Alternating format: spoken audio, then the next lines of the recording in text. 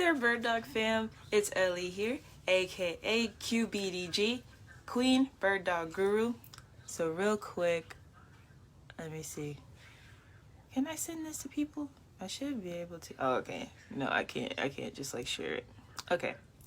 But if you're watching, go ahead and send this to anybody you know who is interested in real estate investing, the future of real estate investing, and what's going on in our current economy. And so all of us know in general there is a lot happening in our current economy as real estate professionals. People who are real estate agents can tell you that they've had their best days in the past couple of years ever since 2020. And those who have experienced the other side where it's like, okay, well, this is a little more difficult. This is a little more complex than what I'm used to with the changing climate and everything like that. And so even outside of the typical talks about the economy and how we are doing as a whole in our country, the fact of the matter is that currency itself is changing in general. And so while the future of investing is here, that also includes the future of real estate investing.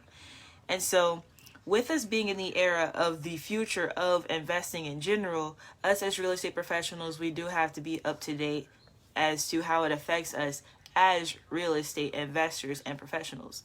And so with that being said, I do want to just touch on the fact that people are currently using cryptocurrency to purchase properties, and people are also tokenizing real estate via NFTs, which are non-fungible tokens. I'll talk about that a little bit, but in this stream, I really want to cover what we have on our real estate page, which is also Bird Dog Real Estate. So make sure it's in the description box or the description of this video.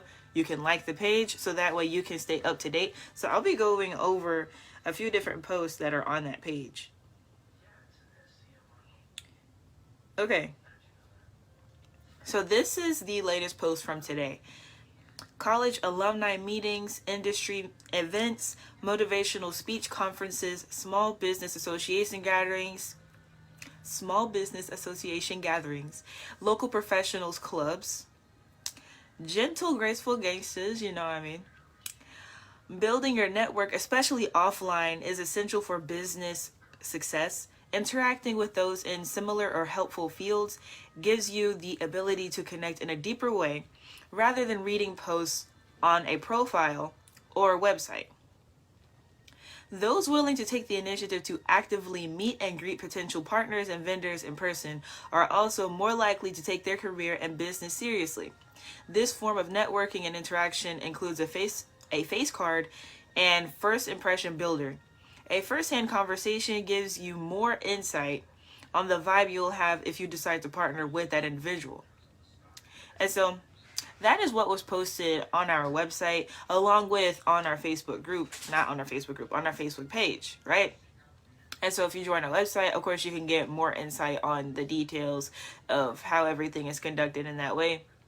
And so that's like taking it more old school, right? Okay, with this entire climate that we're in, it's like, well, if this is the future of real estate investing, then why not talk about the things that are, current as the age moves on? It's like, okay, well, in today's age, we're gonna be using online profiles, we're gonna have websites, and whatever the situation is. Well, that's the point. Now everybody has an internet forum of some sort, whether they have their own profile where they make their own posts, or they have their own website where they have something on display. However, with that being said, everyone's ease and access to this particular type of technology, it makes people in general lose their credibility. Like, of course, people can use their websites to build their credibility as far as having testimonials or sharing their own experience, whether they have their resume posted or any past deals they have made, that sort. So that's a great resource. However, when you are networking, there's only so much you can get from an online profile or even a website. So by taking it more old school and continuing to be in person and showing up, not only does it build credibility for yourself, but you're also able to vet those who are actually serious in this industry. Because with the scare and everyone staying in their homes, a lot of people only want to have that screen time where they're only doing this to get to know people, and that really isn't what it is, honestly. You do want to be around people who are able to be in person and have that meeting so you can actually get a full experience of their essence and how they are as a person. As much as you may text, email, call, video chat someone you may be interested in working with, having an in-person conversation is what makes a difference between business success and not. And even then, if you meet people in person, it's better you meet them in person and something fail or not go right than you don't even meet them in person and things start to go down and it's like, well, we didn't even have a real connection in the first place. So it's, it's one of those things where you don't want to feel like you wasted your time. So by being in person with people, you're weeding out those who are too afraid to meet in person. It has nothing to do with what we were told for the reason that we shouldn't be in person. It's all about how serious is this individual about building their network and taking their business to the next level. Okay?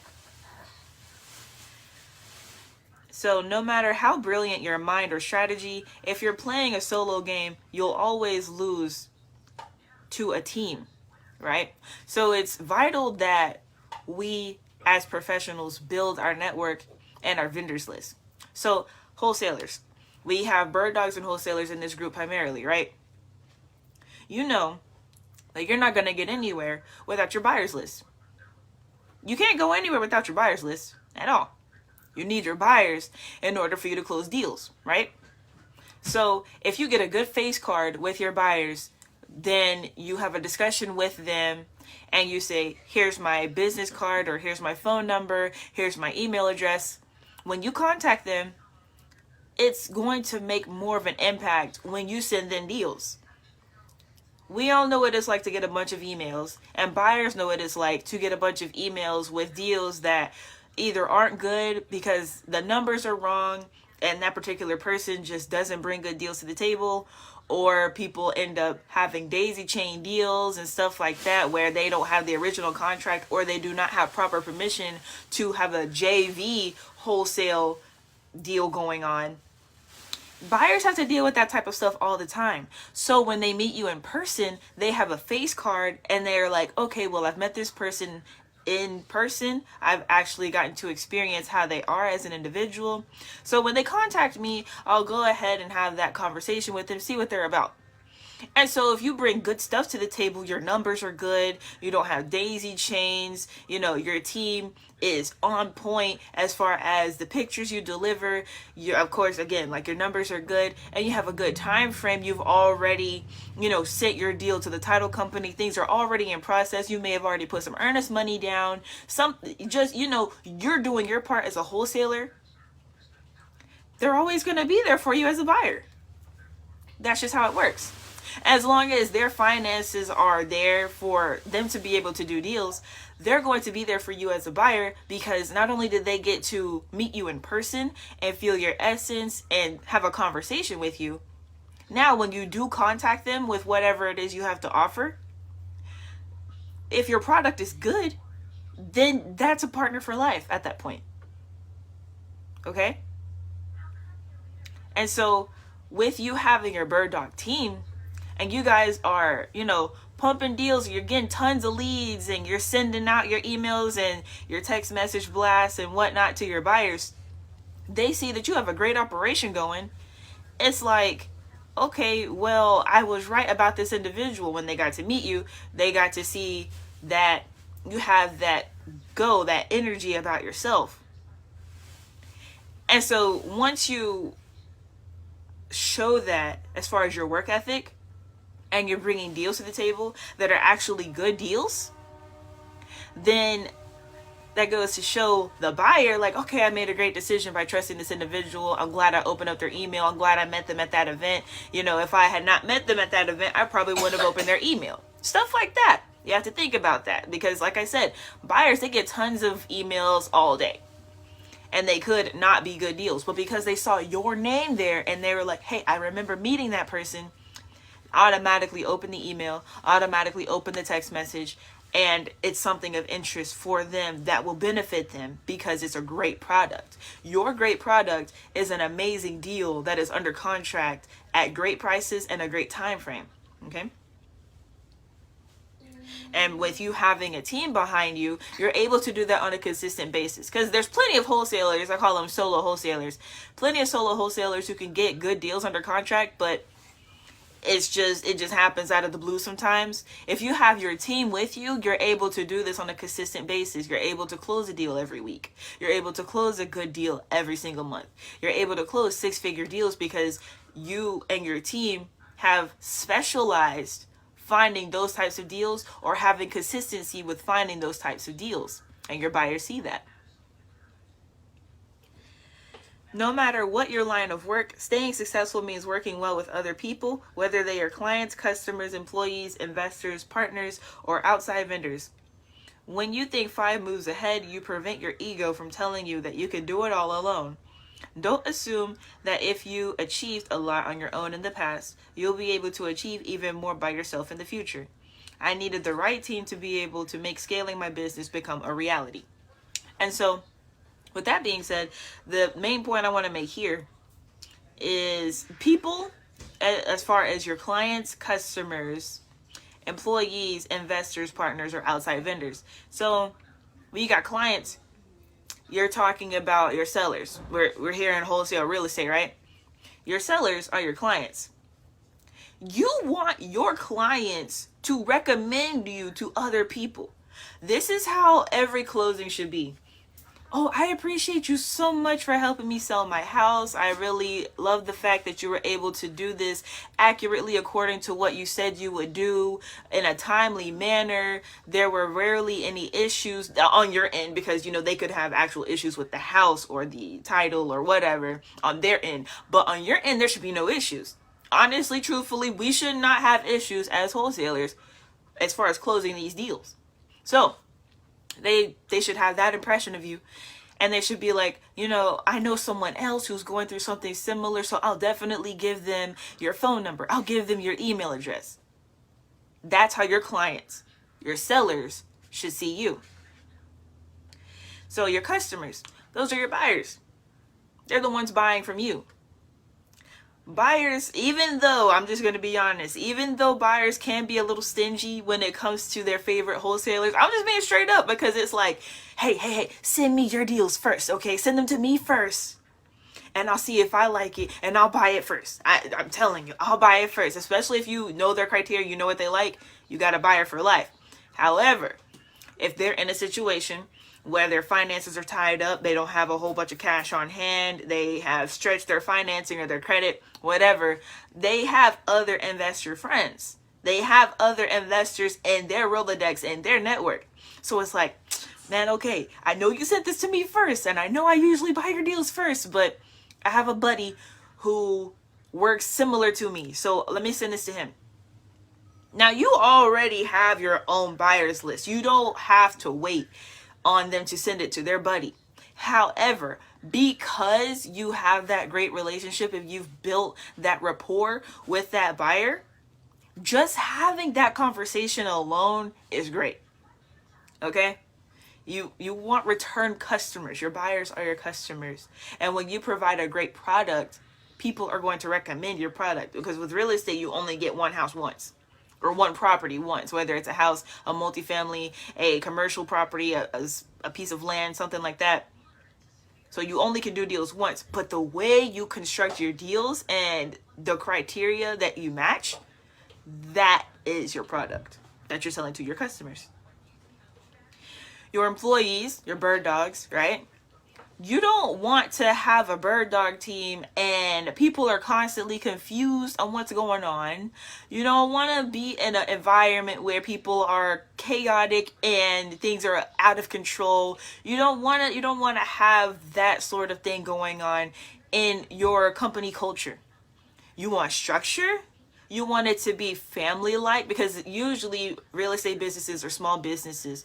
Unless, you have a hedge fund backing you as a wholesaler, you're not typically going to have a huge team. That's usually not how it works. Usually for real estate investors, you have a good 3 to 10 people on your team. That's really all you need. But that's just typically how it is. And so if your small team is constantly having headaches because your business is chaotic, you have no one to blame but yourself in that aspect, okay? So you definitely want it to be like, okay, well, I have this structure this way, I have this that way, the company culture is like this, these people work together in this way, those people work together in that way, and things are harmonious in our company to where people want to stay with you. A lot of complaints that I hear is that bird dogs like to quit and they don't like to stay in the business with a particular wholesaler or investor. And I always go back to, well, what did you incentivize them with? How are things structured in your business to make them want to leave?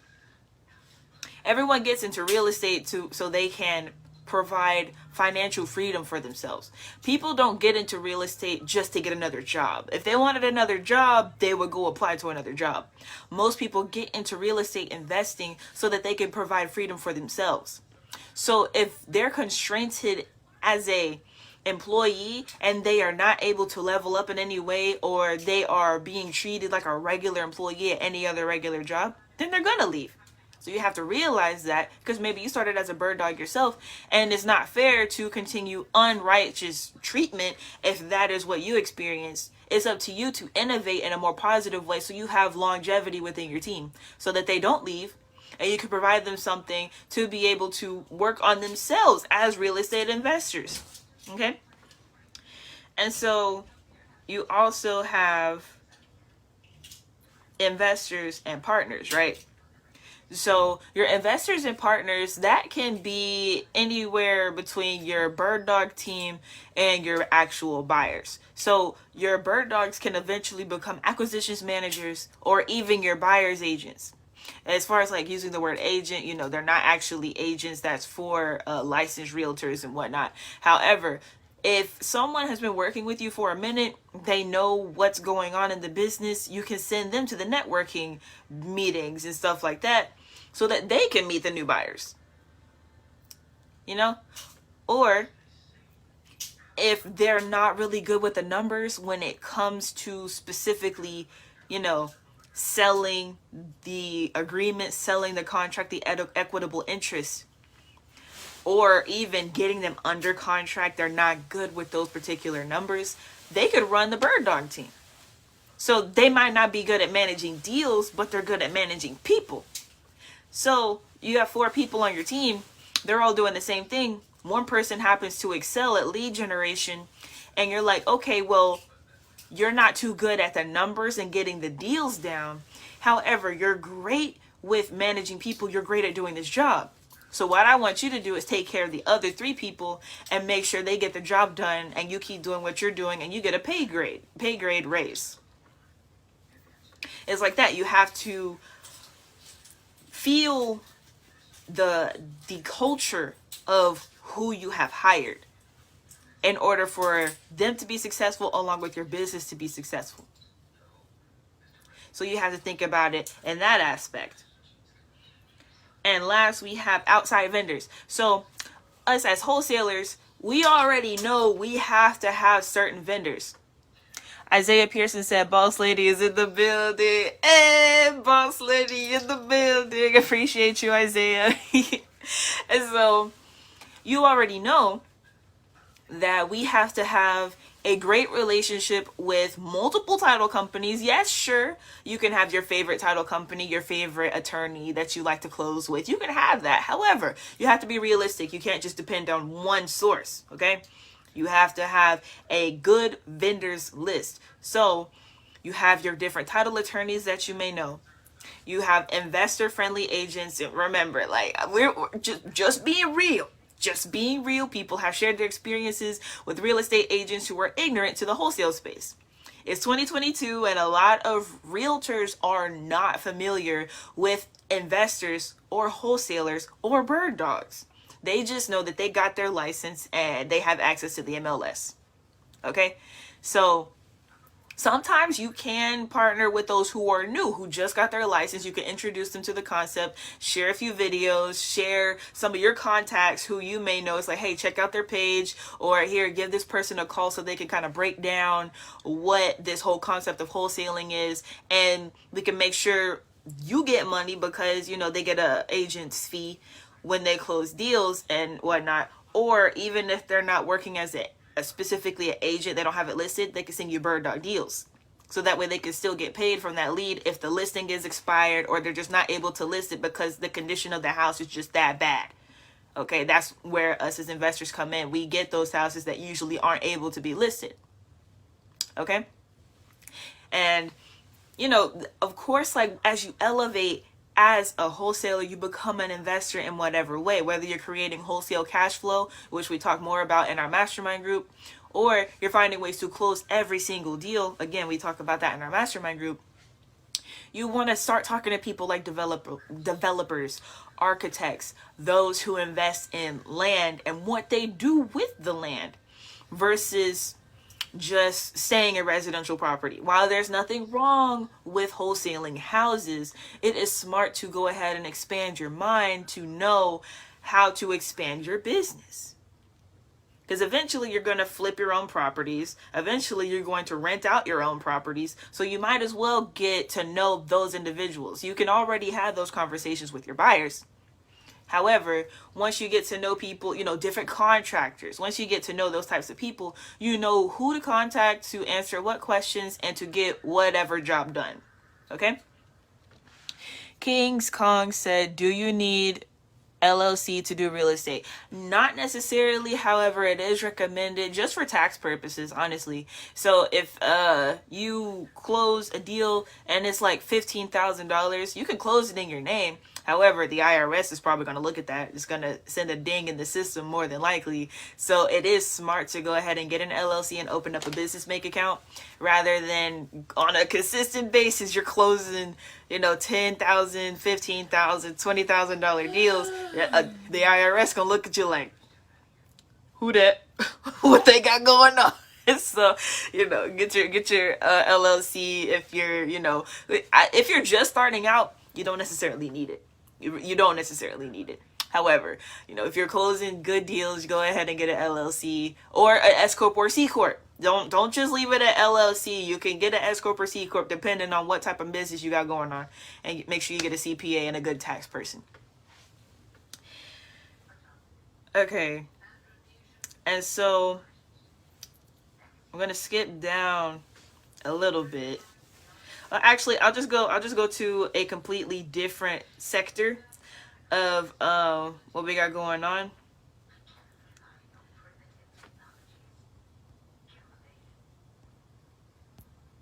Okay.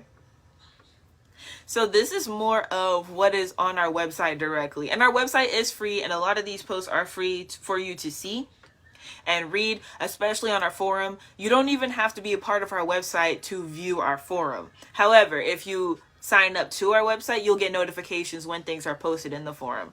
But in order to just see the forum, you do not have to be a member of the website. So,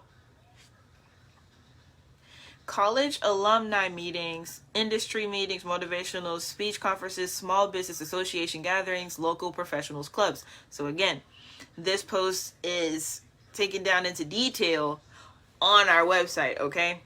And it is in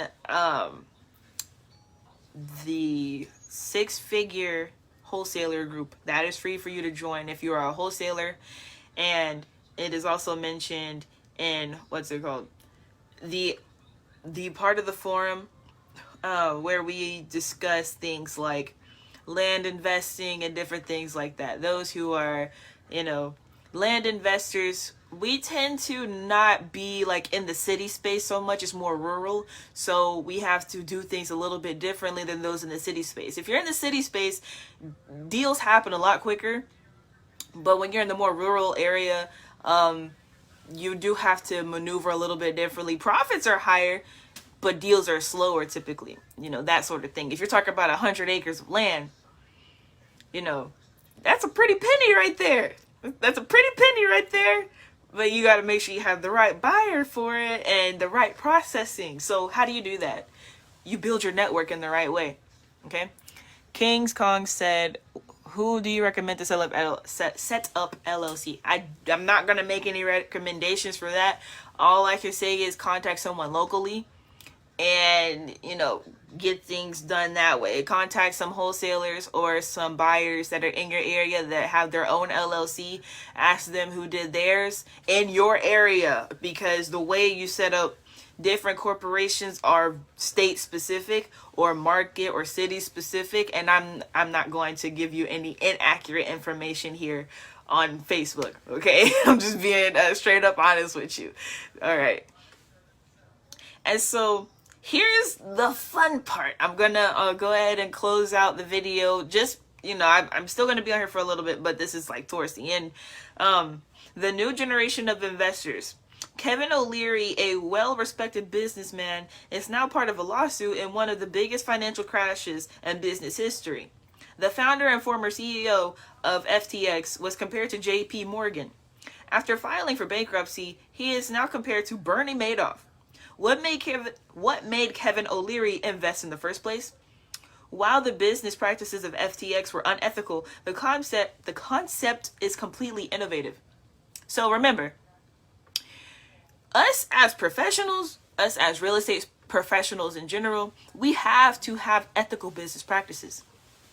So a lot of people have heard about the FTX cryptocurrency exchange crash, and the only reason I've been posting about it quite a bit is because people don't realize this isn't about cryptocurrency anymore. At first, people really thought it was just about cryptocurrency. It's like, oh, we do real estate, we don't have to care about that. You have to remember, Kevin O'Leary was a host on Shark Tank. That's a big deal. That's a professional business investor. That's a professional business buyer right there who made this type of mistake. Am I condemning him for his mistake? Not necessarily, but it is kind of an eye-opener where it's like, bro, you're a professional business buyer. You didn't do your due diligence. We're watching you on camera do due diligence on people's businesses, and you flopped. You flopped. Just being real here. So if a buyer is there to work with you, or let's just say a lender, let's say you've upgraded, you're doing your own properties, and a lender decided to work with you, and then you pull a Sam Bankman-Fried, and they end up looking like Kevin O'Leary, it's like you still got to look at yourself. The buyer, the lender is gonna feel like Kevin and be like, ugh, okay, well, I made a bad decision, but what are we gonna do here? But you, as the investor yourself, not the lender, you're the investor, the one conducting the deal. You have to look at yourself and take accountability for that. You have to take accountability and do due diligence on your deal before you get lending. Or even as a wholesaler, you have to do due diligence on your deal before you send out your assignment contract to your buyer. Okay? The new investor circle. Millennials are the current new investors in every industry. As Generation Z is now 25 years old as the eldest age, they are now more prominent in the market. So I'm 24 right now. I'll be 25 later this month. And my generation is up and coming in the investing space. So as y'all know, we've had this group for a minute. I started wholesaling when I was 19. Well, I started as a bird dog when I was 19 and was able to become a wholesaler within that year. And so have been doing a few deals for a few years, have some situations going on, and have put most of my focus into this group and on our website.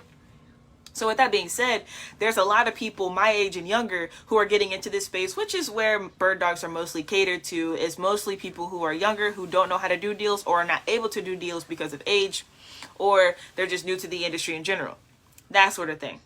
So with a lot of us graduating to getting to that wholesale space, or if they've already been wholesaling around my age, to getting to that buyer and investor, potentially even lending space, because there's some people who started investing at the same age that I did. Now they're out here lending money to people. It just is what it is. So that's why it is important and vital to know that Generation Z is a vital source for you. So if you are a wholesaler looking to build your team, it would be very, very smart to go ahead and hire younger people to work with you as your bird dog team. So that way they can grow up a little more with you in the industry and become your partners. You know, who better to add as an acquisitions manager than somebody who's already been working with you for a few months, maybe a couple of years, and they know exactly how you operate as a wholesaler. All you got to do is pay them a little more, give them equity in the business or something, and there you go. You got somebody who can run their own little operation in your wholesale business, and everybody's making a lot more money. It's really, you know, that simple when it comes to business. And so I'll just reiterate again that we are in the future of real estate investing, or investing in general. So while we still should use those old school tactics to build our network and our Rolodex of individuals that we encounter, it's very important to realize and know that the United States, the country that we live in and do business in, is making a lot of advancements that may not be known a lot in general in the industry. Okay, so I'll close out by saying this. More information about this specific thing is on our website, as far as the United States creating eCash, which is electronic currency and security hardware. The bill was introduced, and the executive order of 14067 section 4 was signed in March 2022. Digital currency has officially been introduced to the United States government. This happened this year, March 2022. You can look it up. Executive Order 14067, Section 4. It's called eCash. So with that being said, that is a centralized currency that is now officially being introduced as a currency, fiat. This is now introduced as an actual fiat currency. So with that being said, do you want to always use the centralized currency that we have here provided by the United States government? Or do you want to learn how to use the decentralized currency that is not owned and operated by the United States government? So learning about the two differences is what's going to help you as a real estate investor, because like we have here where King's Kongs was talking about setting up an LLC. Okay, you set up the LLC. Like I said, the only reason that we got to even be concerned about that is because of the IRS. If the United States government would leave our funds alone, we probably wouldn't care. Everybody would just have properties in their name and have bank accounts in their own name, and no one would care. But with the way taxation is set up, that's a lot of the reason people get into real estate in the first place. So if you're making money on a consistent basis, you're not just holding your properties, you're wholesaling. Okay,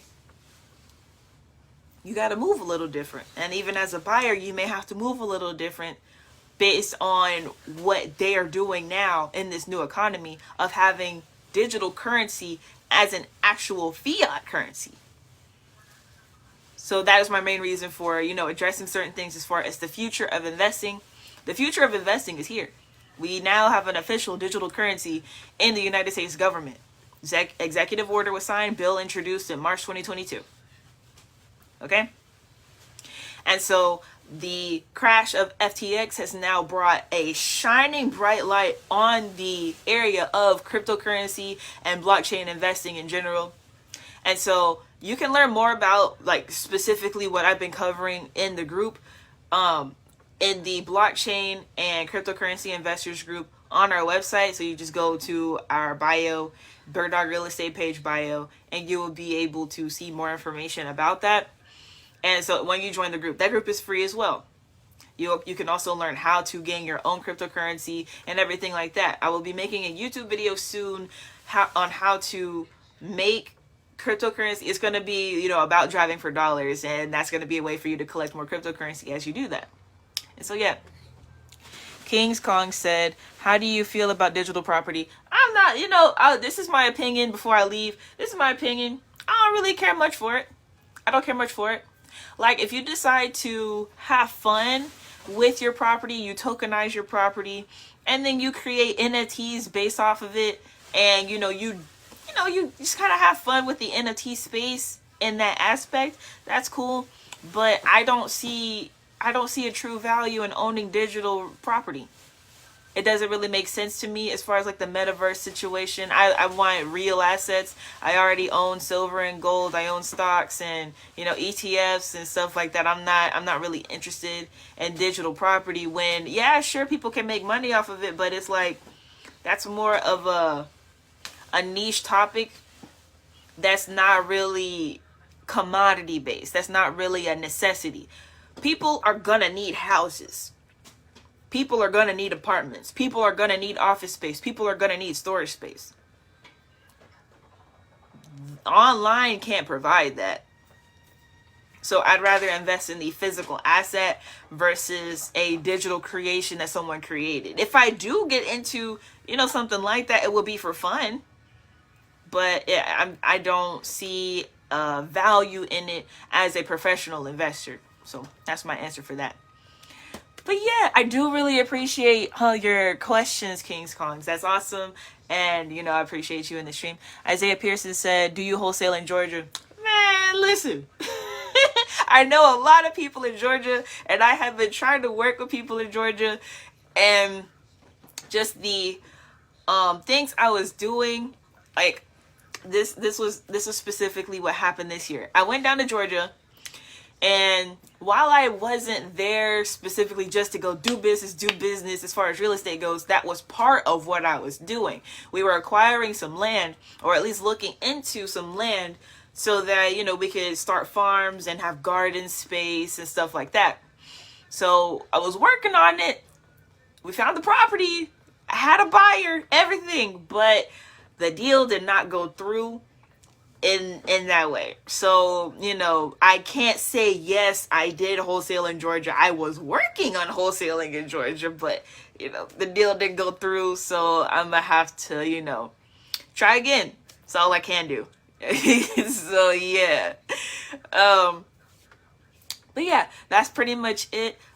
Millionaire Mondays here in the group, these are typically done once a month. I will see where this goes.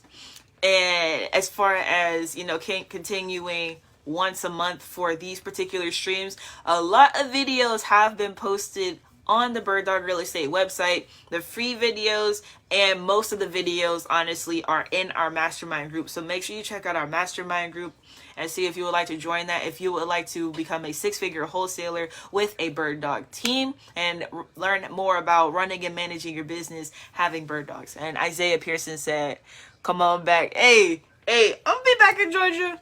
You know, you already know. It's just gotta get things back straight how I need them to be. You know what I'm saying? It's that sort of thing. I greatly appreciate it, though. That's what I need to do is when I go to Georgia, just specifically go for real estate, so that way we can have like a meetup or something, and then take care of business. Because, you know, I was with more. You know, this is how I rock out. I was with more individuals who are more in the spiritual space and those who are more Black activists and things like that. So I guess networking and making friends was more important than actually like obtaining property. Whereas my mindset, well, I recognize that those things are important. However, my mindset is, okay, acquiring property is what's going to help us build wealth. So can we focus on that? But, you know, hey, just keep trying. But yeah, greatly appreciate it, though. Peace out, Bird Dog fam. This was Ellie, aka QBDG, Queen Bird Dog Guru. I will see you guys on the website. Make sure you like our page, Bird Dog Real Estate, and make sure you click the link in the bio to see the website and see exactly what's going on. All right, bye, Bird Dog fam. Y'all have a great evening. Hey there, Bird Dog fam. It's Ellie here, aka QBDG, Queen Bird Dog Guru, here in BDRE, Bird Dog Real Estate. So today we're going to be talking about the future of investing, and this is part 2. So if you check last week, we did talk about the surface level of what the future of investing is. And so I'm not really talking about like a new investing strategy, a new, idea. This is something that is actually coming directly from the U.S. Department of the Treasury. So if you pay attention to the executive order that was signed by the president in March 2022, Executive Order 14067, if you pay attention to sections 4 and 5, which are the ones that I emphasize currently, based on the fact that this is more of our industry and what we are focused on, there's a lot of information in there that lets us know about the actual currency update of our country. So while people were fascinated in the concept of real estate investing in the traditional way, it's not only is that, what makes most of millionaires, is what helps secure people's wealth. So on the flip side, recently, we've learned a lot about cryptocurrency and digital currency. So in Executive Order 14067, especially emphasizing sections 4 and 5, which you can find on the Bird Dog Real Estate website, you do have it in detail where you can utilize cryptocurrency, what the U.S. Department of the Treasury calls crypto assets. You can utilize those tools for real estate investing, whether that's property tokenization or utilizing cryptocurrency to purchase property. And so I'm bringing this to our group to make sure that we have a leg up on what's going on. It's some people who do talk about property tokenization as far as, NFTs and real estate. And we do have an ebook on that, which will be getting updated now that we have the information from the U.S. Department of the Treasury. And so with that information being shared more, we do have our group, Cryptocurrency and Blockchain Investors, on our website, where we deep dive into this particular topic, considering the fact that it's no longer just an interest as far as digital investing. Okay, this is something that the government is recognizing. Not only are they recognizing it for people doing it independently, the government themselves are creating their own CBDCs, which are central bank CBDC, central bank digital currencies. So the country itself is creating its own centralized currency. So it's no longer really a choice of whether, I want to get into digital currency or cryptocurrency, stuff like that. It's no longer a choice. It's just, okay, now that this is a thing in the government, now I have to see how I'm going to utilize it in my own life and in my business. So that is what we're discussing in these particular sets of videos that I'm going to be covering. And a lot more of this particular content is already on our website. So just make sure you check that out so you can learn more information.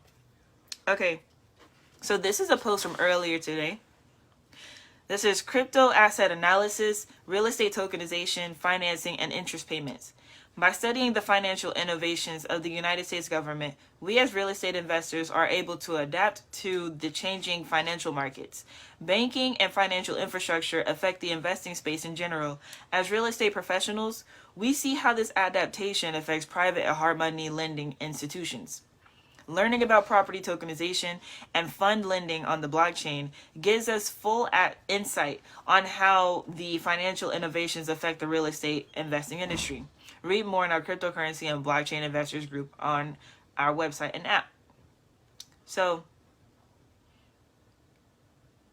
in the group, we have this section where it's starting off saying, Section 5 of Executive Order 14067 covers the use of crypto assets for consumers, investors, and businesses.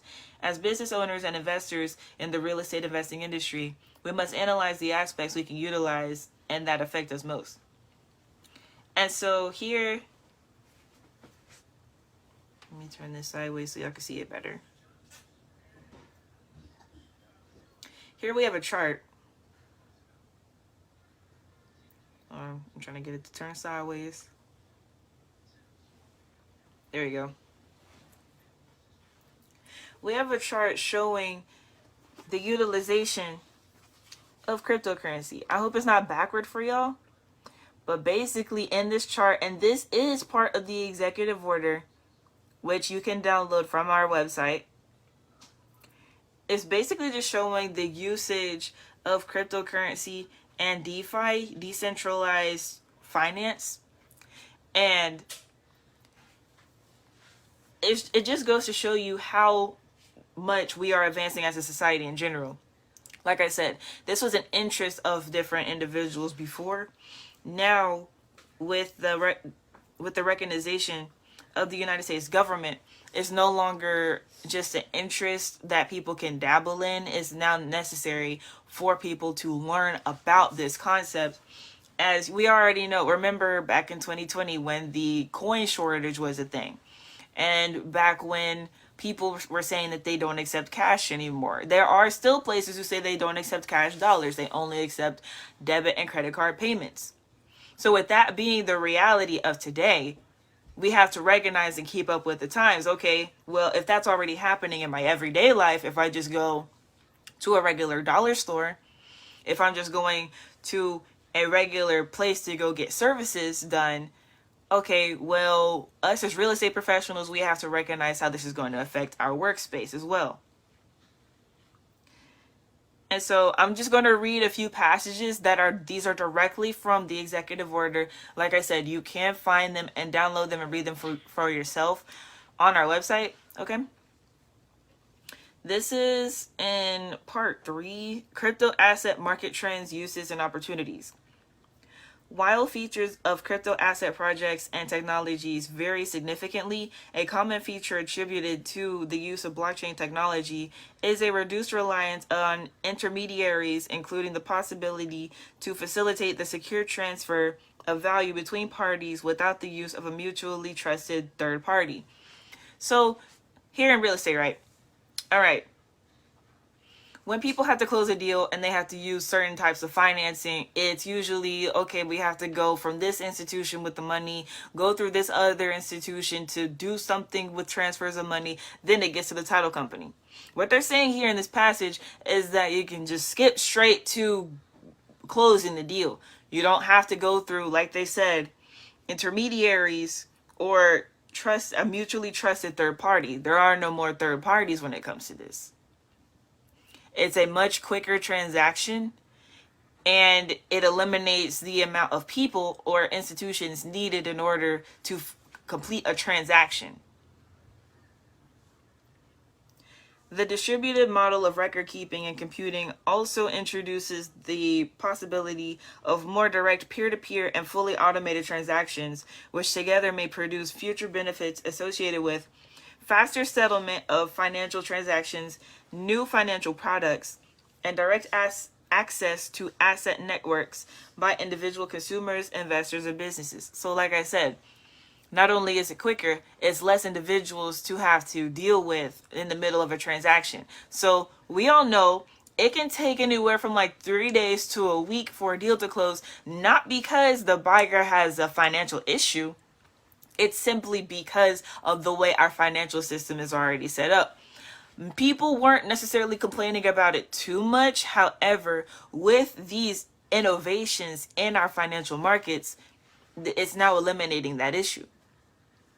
It's very likely for someone, and people are already doing this, to be very honest with you, it's very likely for someone to close a real estate transaction with cryptocurrency versus cash or funding, or alternative funding, because of how quick it is. Okay? To date, however, competing technologies, applications, and paradigms for adoption have produced a patchwork of systems that have yet to deliver, separately or collectively, on many of the promised benefits for consumers, investors, and businesses, including complete disintermediation or satisfactorily addressing some of the drawbacks of moving away from an intermediated model of finance. These and other rapidly evolving dynamics are likely to impact the degree to which these products and services are more widely adopted over time.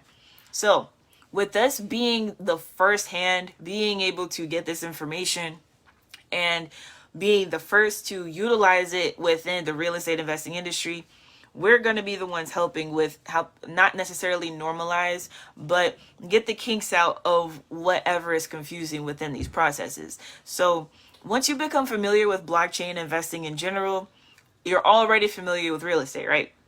Once you become familiar with blockchain investing, things are going to be a lot easier as far as title companies being able to utilize these products. So what you could do is honestly, like, you could send them different posts, like whether it's posts directly from the Bird Dog Real Estate page with these particular passages in there, or it's other people who are discussing property tokenization and different things of that matter.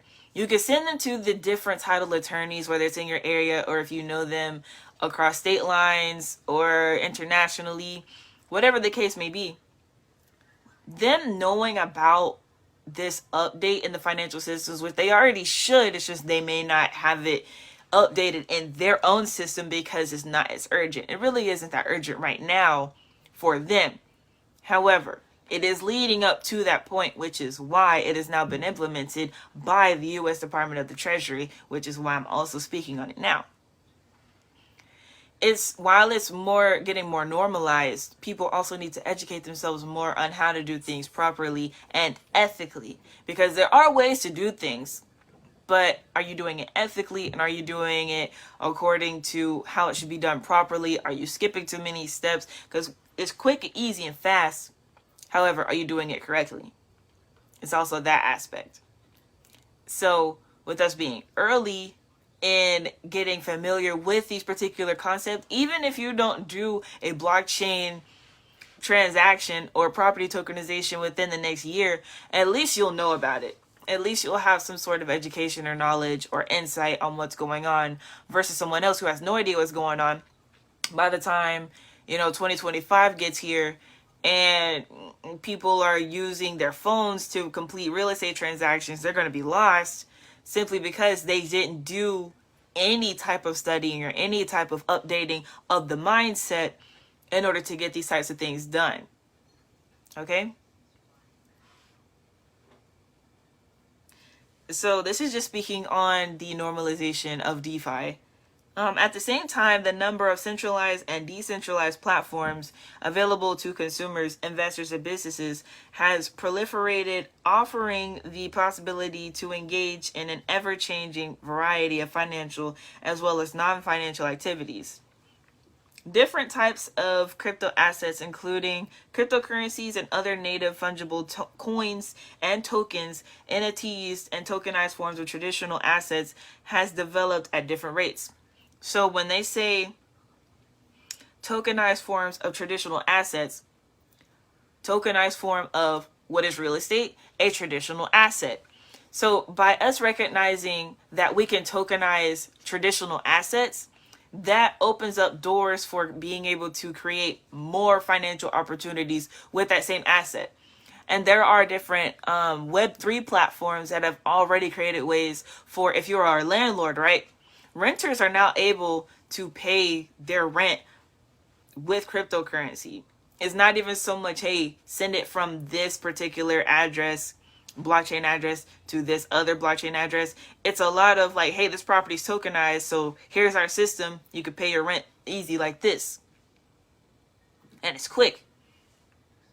It's not, oh, I got to write a check and then deposit it, wait for it to deposit, all that. It's not even, oh, I'm going to send a digital payment. Oh, no, it got stuck for 3 days and blah, blah, blah. Nah, like, it's literally I'm sending my money within minutes sort of thing. And then by you being able to document it on the blockchain, it's a different way of record keeping. Instead of having like all paper and then you lose the paper trail, it's all documented on the blockchain. Current uses and opportunities in crypto assets for consumers, investors, and businesses. I'm going to skip down. Well, I'm going to mention one that's, relevant to us. The first one is crypto asset-based alternatives to traditional financial products and services. And so, yeah, that applies to us as real estate professionals. Where if you're a lender, this is very, very attractive to you guys. So you guys would be able to create more of an opportunity for your lending to not just have, it's like you're lending the money out. You already have like a lien on the property, or you're part owner of the property, whatever the case is, however you have your agreement set up. By utilizing crypto assets, you're able to make more money, and more than just getting your payment back, whether it's monthly payments or payment as a whole. It's you're able to tokenize that, and you're able to lend and get a higher interest or percentage back because of the way that cryptocurrency works. Let's say, you know, a group of individuals, they are buying a property with your lending. By tokenizing that particular asset or using cryptocurrency on the blockchain to do that transaction, they're able to pay you in different forms to where it's going to decrease the amount of late payments. Because since it's more creative, there's less of an excuse for there to be late payments or no payment at all. It goes really deep, and the executive order explains it a lot more, so I'm gonna go into it. Specific uses which are in various stages of development or implementation include financial markets, products, and services that use native crypto assets consist primarily of trading, lending, and collateral activities of other crypto assets and are generally speculative in nature. Limited instances of use as a medium of exchange for goods and services. Market and payment system infrastructures for traditional assets being permissioned blockchains, and technological innovations to transform commercial activities to attract more significant adoption, more of which are at the pilot stage and face obstacles. So like I said, we are in the beginning stages of this. However, by educating yourself on this now, you will be able to utilize it to the fullest extent by the time this is fully implemented in all industries. So with us being real estate professionals, we're really the pinnacle of a lot of financial wealth and growth. People utilize real estate to solidify their net worth in a lot of ways.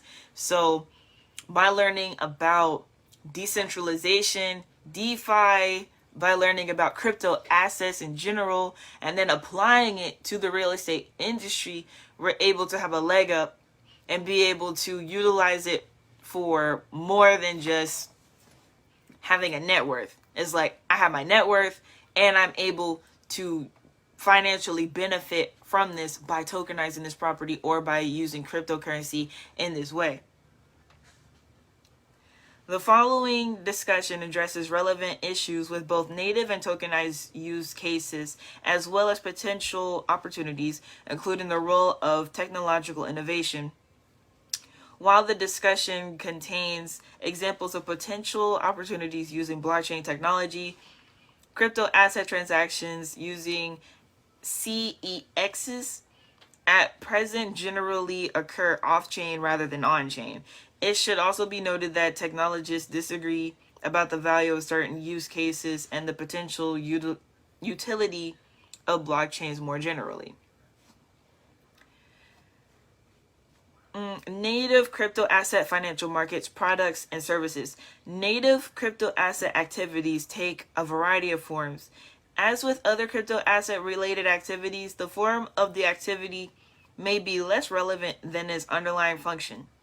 As noted above, the most predominant use cases to date consist of trading, lending, and investing. Although there are efforts underway to increase the sale of other consumer use cases, adoptions by U.S. adults of cryptocurrency to date, which has been growing, has primarily been for investing purposes, with the adoption for payments or remittances remaining limited. According to the Survey of Household Economics and Decision Making, aka SHED, conducted by the Federal Reserve in October and November 2021, 12% of adults in the United States held or used cryptocurrencies in the year prior substantially. So I'm going to read that last part again because this is what I'm saying.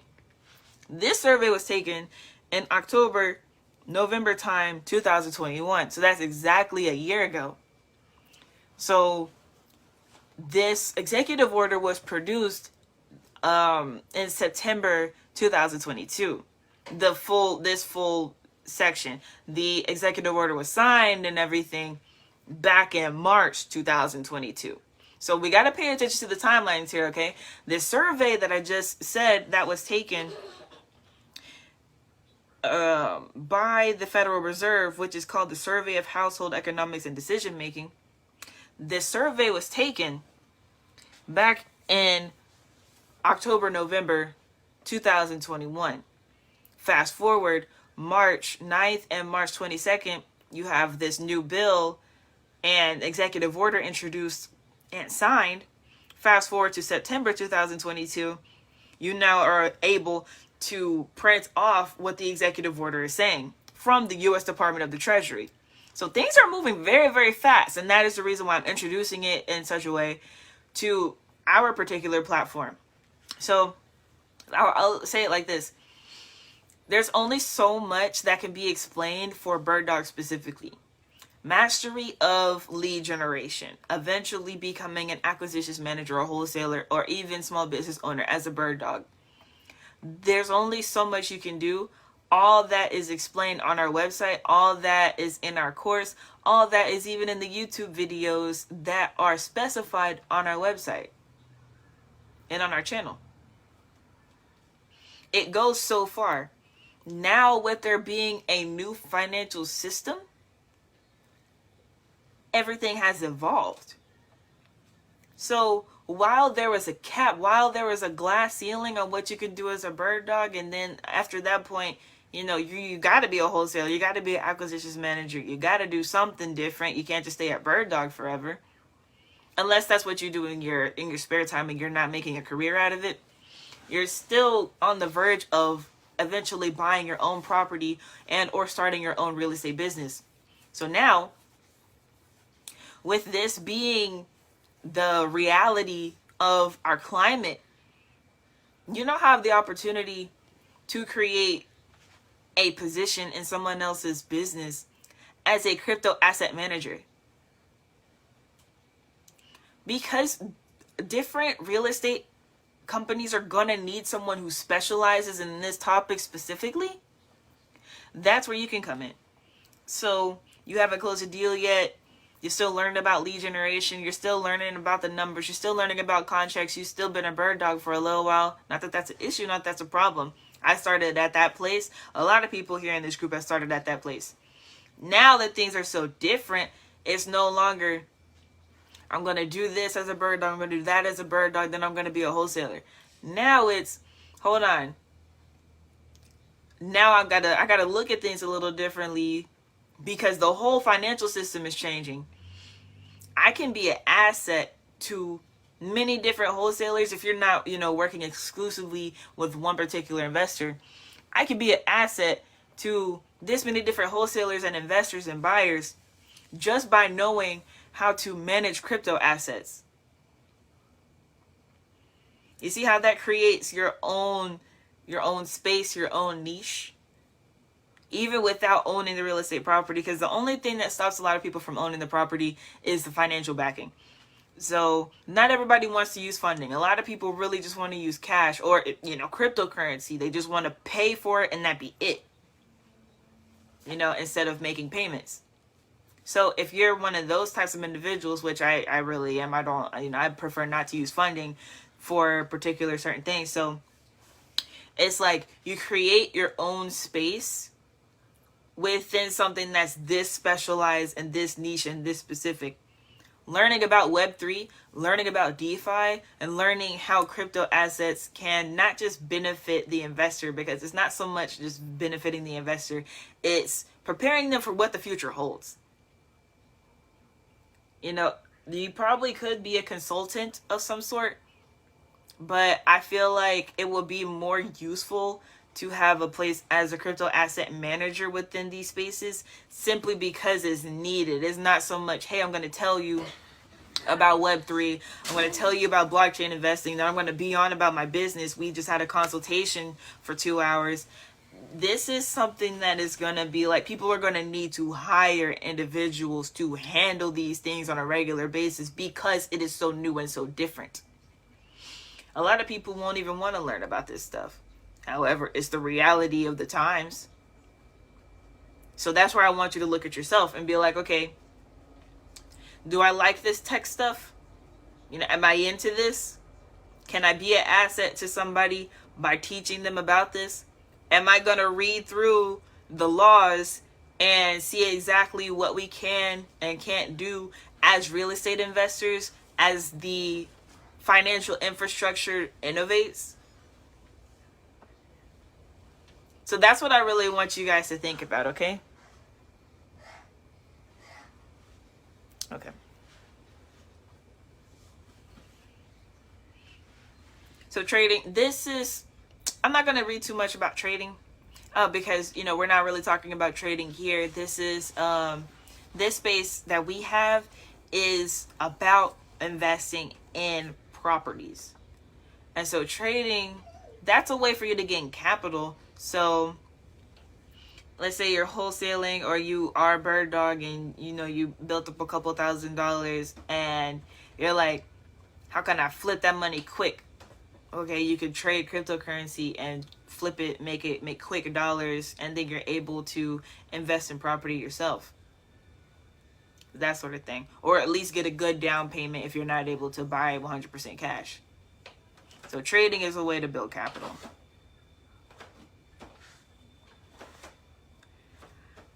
All right, so centralized crypto asset lending platforms offer products that are marketed as forms of high yield savings or deposit-like products in different forms under which users can lend out their crypto assets. In these scenarios, crypto assets serve as the sole source of collateral used to facilitate transactions involving other crypto assets. Platforms may attract users by promising to pay returns that are far greater than those offered by traditional banks. And then, one thing that the government disagrees with is the terminology used by some crypto institutions. And it's just for the simplicity of it. I get why they would be upset by it, but it's just for the simplicity. They were saying inappropriately use bank-like terms such as savings account deposit or annual percentage yield or APY. And other promotional tactics that can obscure the associated risk. And that makes sense simply because since it's not a traditional financial institution or a bank, using those terms are a bit misleading. However, in order for people to completely comprehend what the concept is, that is why a lot of crypto companies use terminology like that. If you are saving your cryptocurrency in an account and it's earning interest, what is that? A savings account. So that's the reason why they would even use that type of terminology. And that is why I also said lenders would greatly benefit from learning about this firsthand as well. So let's say you're a bird dog, right? And you study up on what's going on with crypto assets according to the executive order, okay? You can be an asset, literally, to not just wholesalers and buyers, other investors. You could be an asset to private and hard money lenders. It's like, hey, this is going on in the United States government. You should definitely add this aspect to your lending business so you can earn even more money in this particular way, or increase the way you can make money. Because while people are still going to be using traditional forms of funding, many people are going to need forms of crypto funding because that's what they want to do, and that sometimes will be necessary for certain individuals. And you guys already know they're cracking down on that whole $600 thing as far as making certain amounts of money and the government coming to see how much you're making and stuff like that. People are going to move over to decentralized forms of money keeping and money making to avoid having to go through that, at least for the time being. I'm just being completely honest, because I feel like it's ridiculous to look at how much someone's making if it's less than a few $1,000s, but they're cracking down on $600. So with that being said, people are going to be moving into more discreet ways of having their finances in general. So with a hard money or private money lender being in this space, they would be able to expand their way of being able to lend out money for real estate investors. While they're talking about, it's specifically crypto assets, like I said, you can tokenize a real estate property. So crypto lending, crypto funding can go to that tokenized property. It's like that. The source of the high yields on these types of products is not entirely clear, but crypto asset firms purport to generate them using some combination of interest earned, hey, stop it. Interest earned by the platforms on short-term loans of these crypto assets, returns gained by investing customers' crypto assets on in other crypto assets and traditional financial instruments such as securities or in other centralized or decentralized yield-generating projects.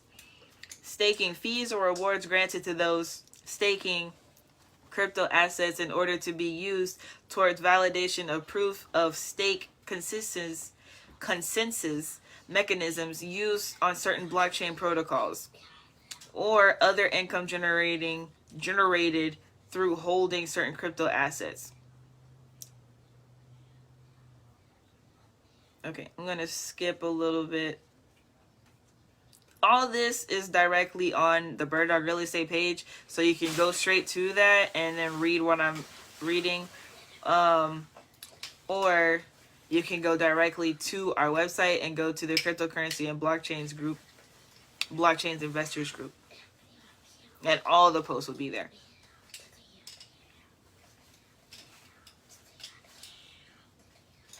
Then it's talking about the different coins and rewards that individuals can get. So I'm gonna talk a little bit about that. Let me see. It was talking about governance tokens. Okay, yeah, here it's talking about crypto asset loans and stuff like that. So again, lenders definitely look on that. I'm looking for the part where it was talking about governance tokens.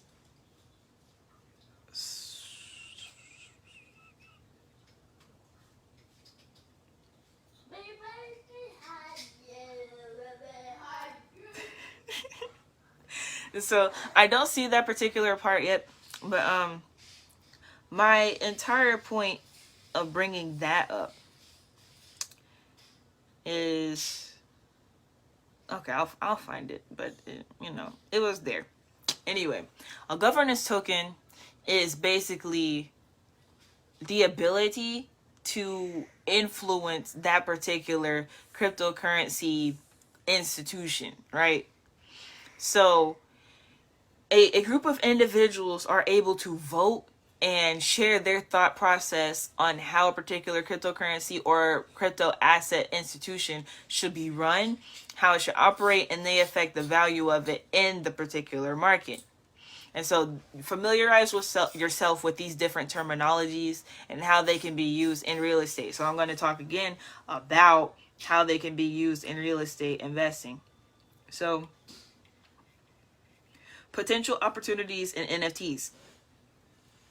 NFTs have a number of potential future applications, including enabling the record keeping and verification of transfers in real estate ownership, facilitating automatic royalty payments for music and film and other forms of royalty payments as well, not just, the arts.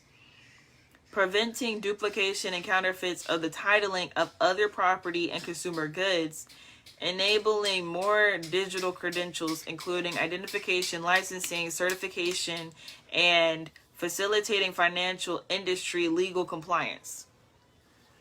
NFTs have the potential to function across both digital spaces and the physical world.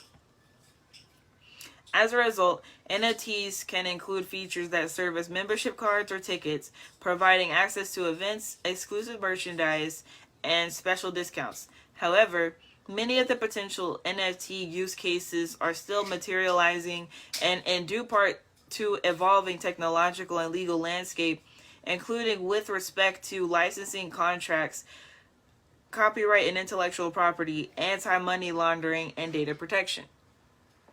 And so, with that being said, this is the actual law, you guys. So, this is the actual information that has now been signed into law into our United States government.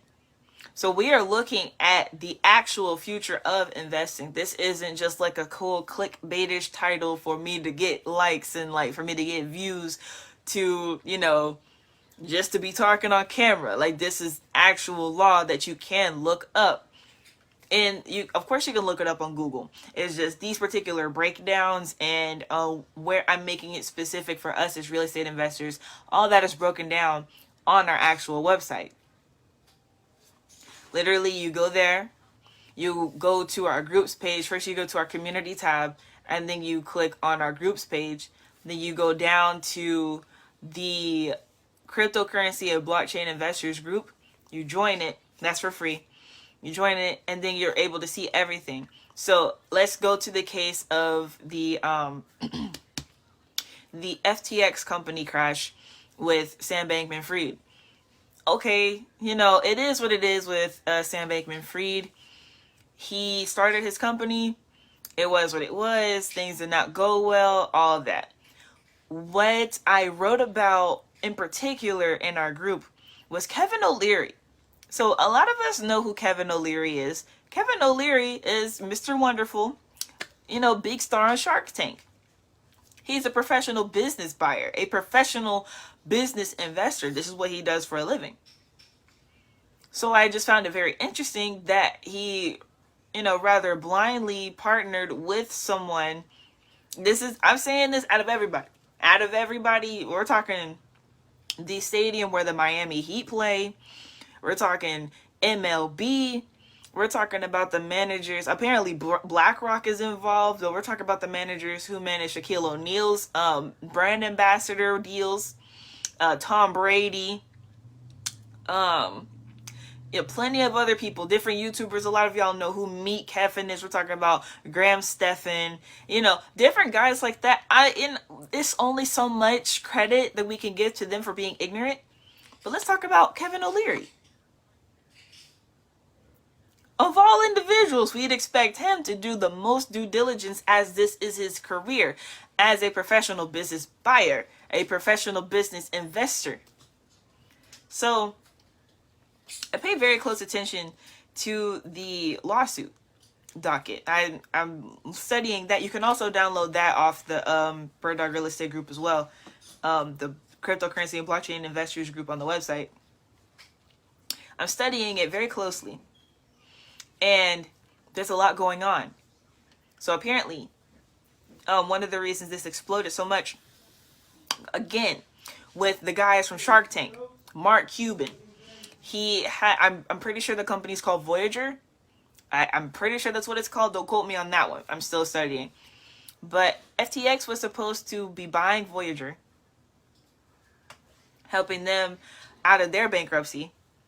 And instead of being honest and being like, hey, no, we can't buy you, we're, dealing with our own thing, they went ahead and were like, oh, yeah, we're going to bail you out and, we're going to all be good and everything like that. So they took on Voyager with Mark Cuban. And now FTX, which is partnered with Kevin O'Leary, everybody's underwater now. Everybody's in bankruptcy. So why do I say that? My main goal is to make sure that we all are not in the position that they're in. That particular situation is a $50 billion case. I kid you not. You can read the lawsuit docket and bankruptcy information yourself. They're saying it's anywhere from $10 to $50 billion. I feel like it could be more, considering the fact that they had acquired other companies and they were just the documentation was so messy apparently that no one was able to find anything. So, and then crypto coins are so volatile in nature anyway, so there's no telling what other coins on their platform were going up in value during this fluctuation period. And so us as real estate professionals, we definitely have to look at this particular situation as finance is changing as a whole. This is going to affect a lot of people. It's already affecting a lot of people. Like in general, this FTX crash, and it's affecting BlockFi, Genesis, and other cryptocurrency spaces. different exchanges and whatnot. We have to take that very seriously. So it does open up doors for more independent. Like I said, you know, if you're a hard money lender or a private money lender, you could definitely start your own small exchange that's based on real estate. The reason that everybody's in bankruptcy with these cryptocurrency exchanges is because there were no stable coins. The illusion was that there were stable coins involved, however, there weren't. Real estate is a stable asset. Even though it does change in value, that's only according to the US dollar. That's only when the markets change. Real estate itself is a stable asset.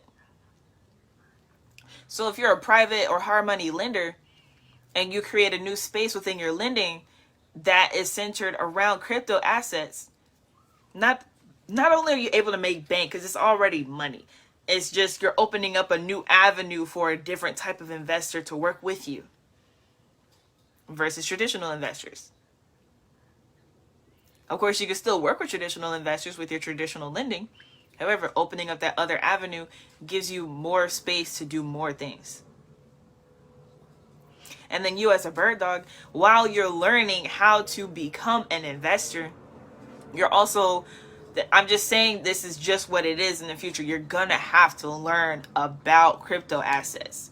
This is now in the law. This is a financial innovation that is happening. It's not, oh, I want to invest in crypto or not.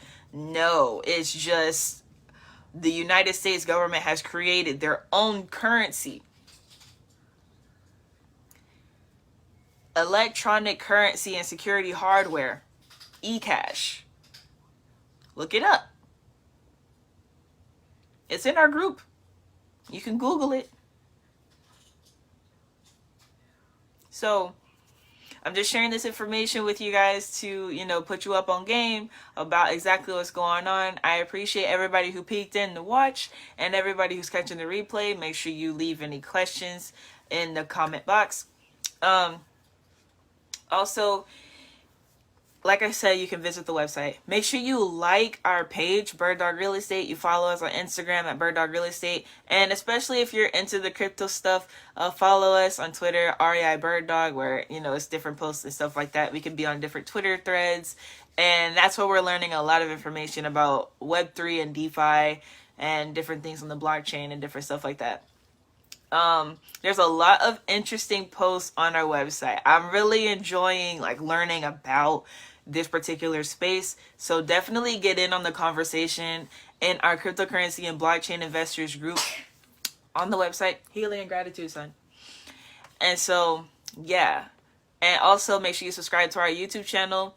That is at Bird Dog Real Estate as well. And so, yeah.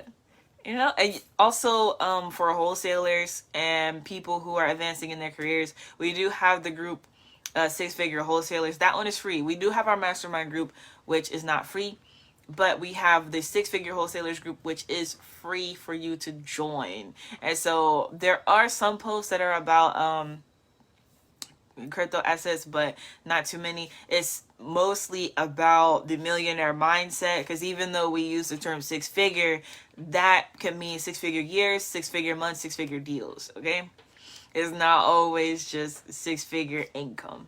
All right, so yeah, this has been Ellie, aka QBDG, Queen Bird Dog Guru, coming to you from BDRE, Bird Dog Real Estate. I will see you guys in the next one. Thanks, Bird Dog fam. Hey, Bird Dog fam. It's Ellie, aka QBDG, Queen Bird Dog Guru, from BDRE, Bird Dog Real Estate. And this is part 3 of the future of investing on Millionaire Monday.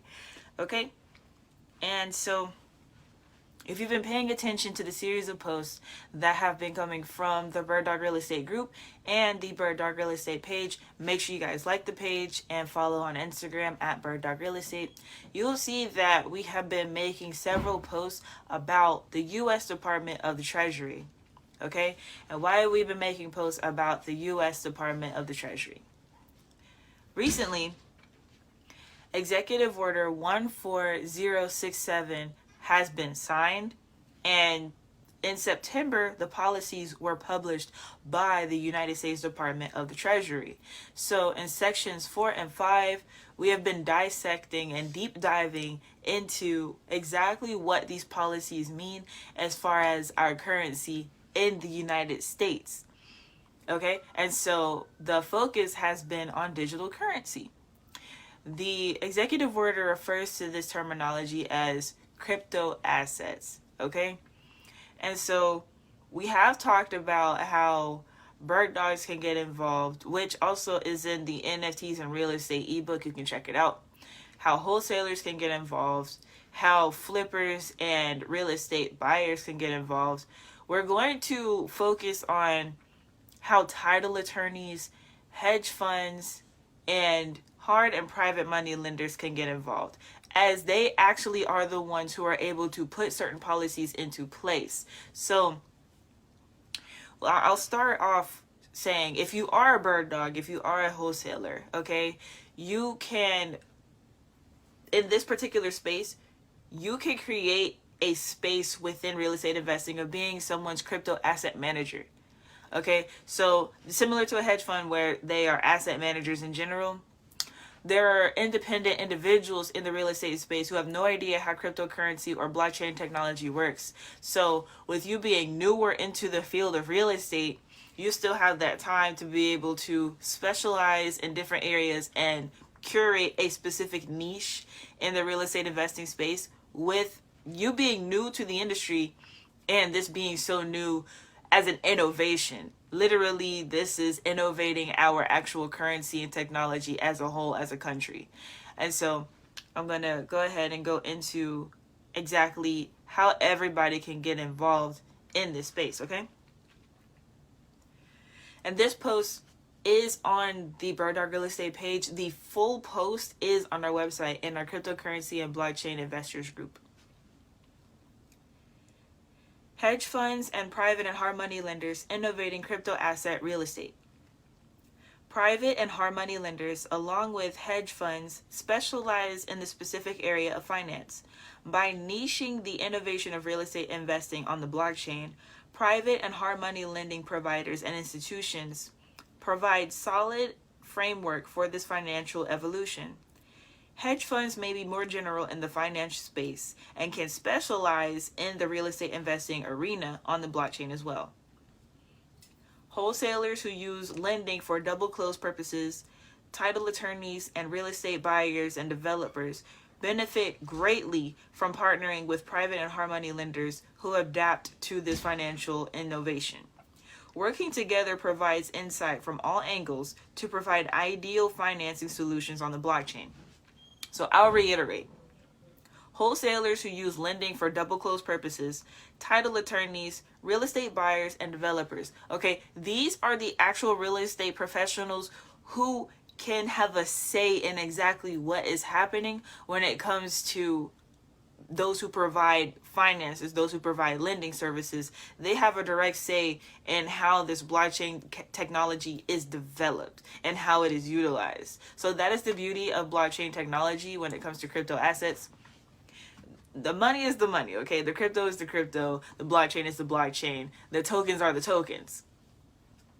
The reason that the U.S. Department of the Treasury is requesting for, basically they're requesting for assistance and innovation. The reason they are is because this is such a free space. Everything's fra-la-la. It's very, very creative. And you can create specific digital coins and tokens that do very, very specific things. And so by us niching in the real estate investing space, whatever sector you're in, it creates a way for us to develop this technology and have it to where those of us, whether it's decentralized or centralized, we are able to utilize the technology properly and ethically without there being too many issues within the space. Because, you know, people already are using cryptocurrency to purchase property. However, with the developments and innovation into the general public, the government is basically asking for people to help develop the technology. So with individuals who are, like I said, wholesalers who use funding for double close, title attorneys who close at escrow, and for property buyers and developers who use funding for their projects and whatnot. Those are the direct utilizers of the funding. So if it's done on the blockchain, they will have a say in exactly how the technology is used.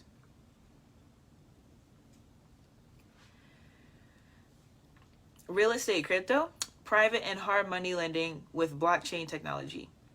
The United States Department of the Treasury has confirmed its involvement in blockchain technology. So I'm going to read an excerpt from the executive order in section 4. Money, payments, and the current payment system. Money. Money serves 3 core functions. First, money must serve as a unit of account, which means that it can be used to price goods and services. Second, money must serve as a medium of exchange and commerce to buy and sell goods and services. Third, money must serve as a store of value. That means the value of money is generally preserved over time. Money comes in 2 forms, public and private. Today, U.S. public money primarily consists of central bank money, which is a liability issued by the Federal Reserve.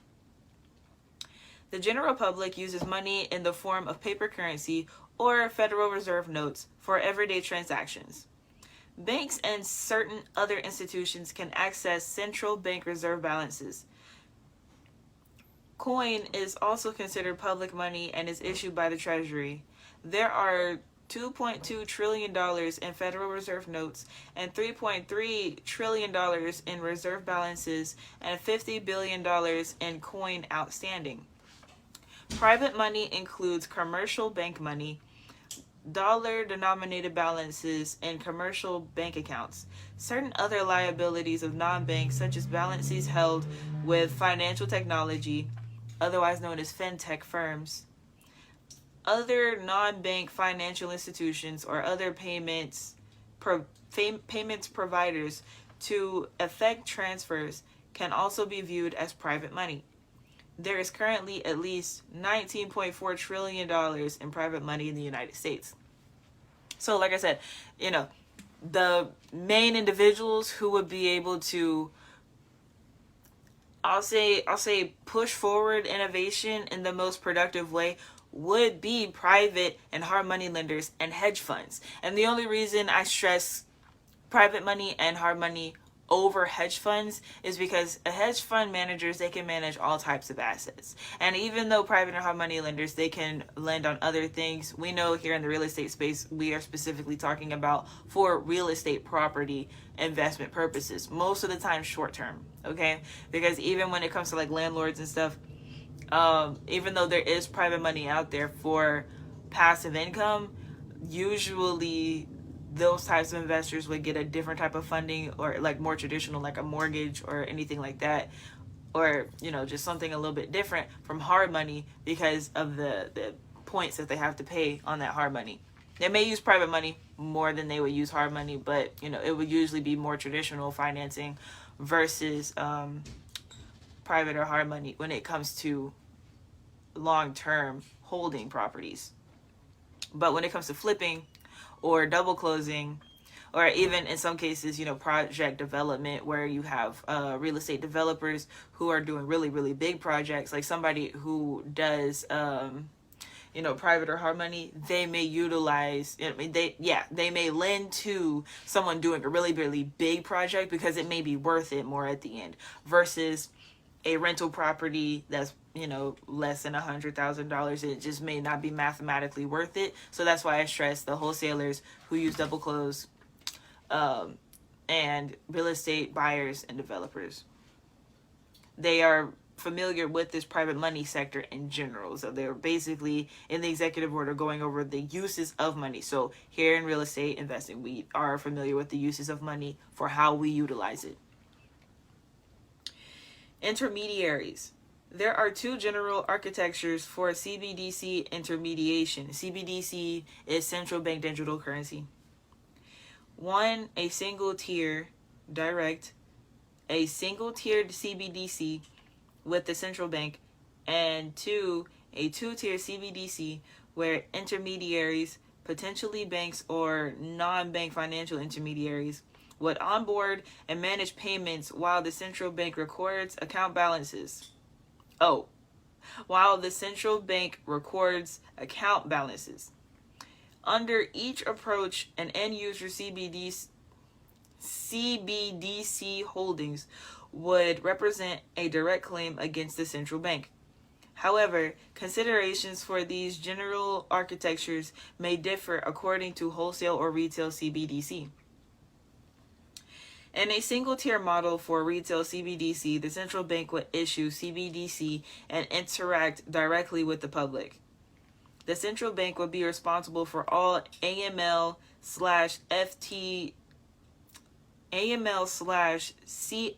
obligations, including transaction monitoring, filing suspicious activity reports, and customer due diligence.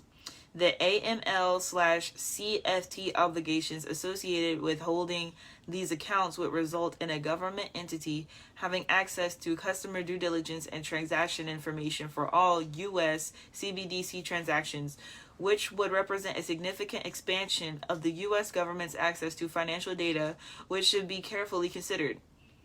This model would also raise novel challenges for AML/CFT supervision, as another supervisory body would need to monitor the central bank's own AML/CFT compliance. This model would have implications for credit creation, as discussed further in Section 4.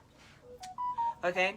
And so, considering the statement here, it is discussing the actual creation and innovation of the currencies. So, again, I will stress decentralized currency simply because you can tell just by this, they're trying to get all up in everybody's business. It just is what it is. They're just trying to be all up in everybody's business. And on one end, it's like, yeah, we're trying to innovate this technology and make sure we're using it right. And, we want to collect as much data as possible to make this as easy as possible for everybody to be able to use properly.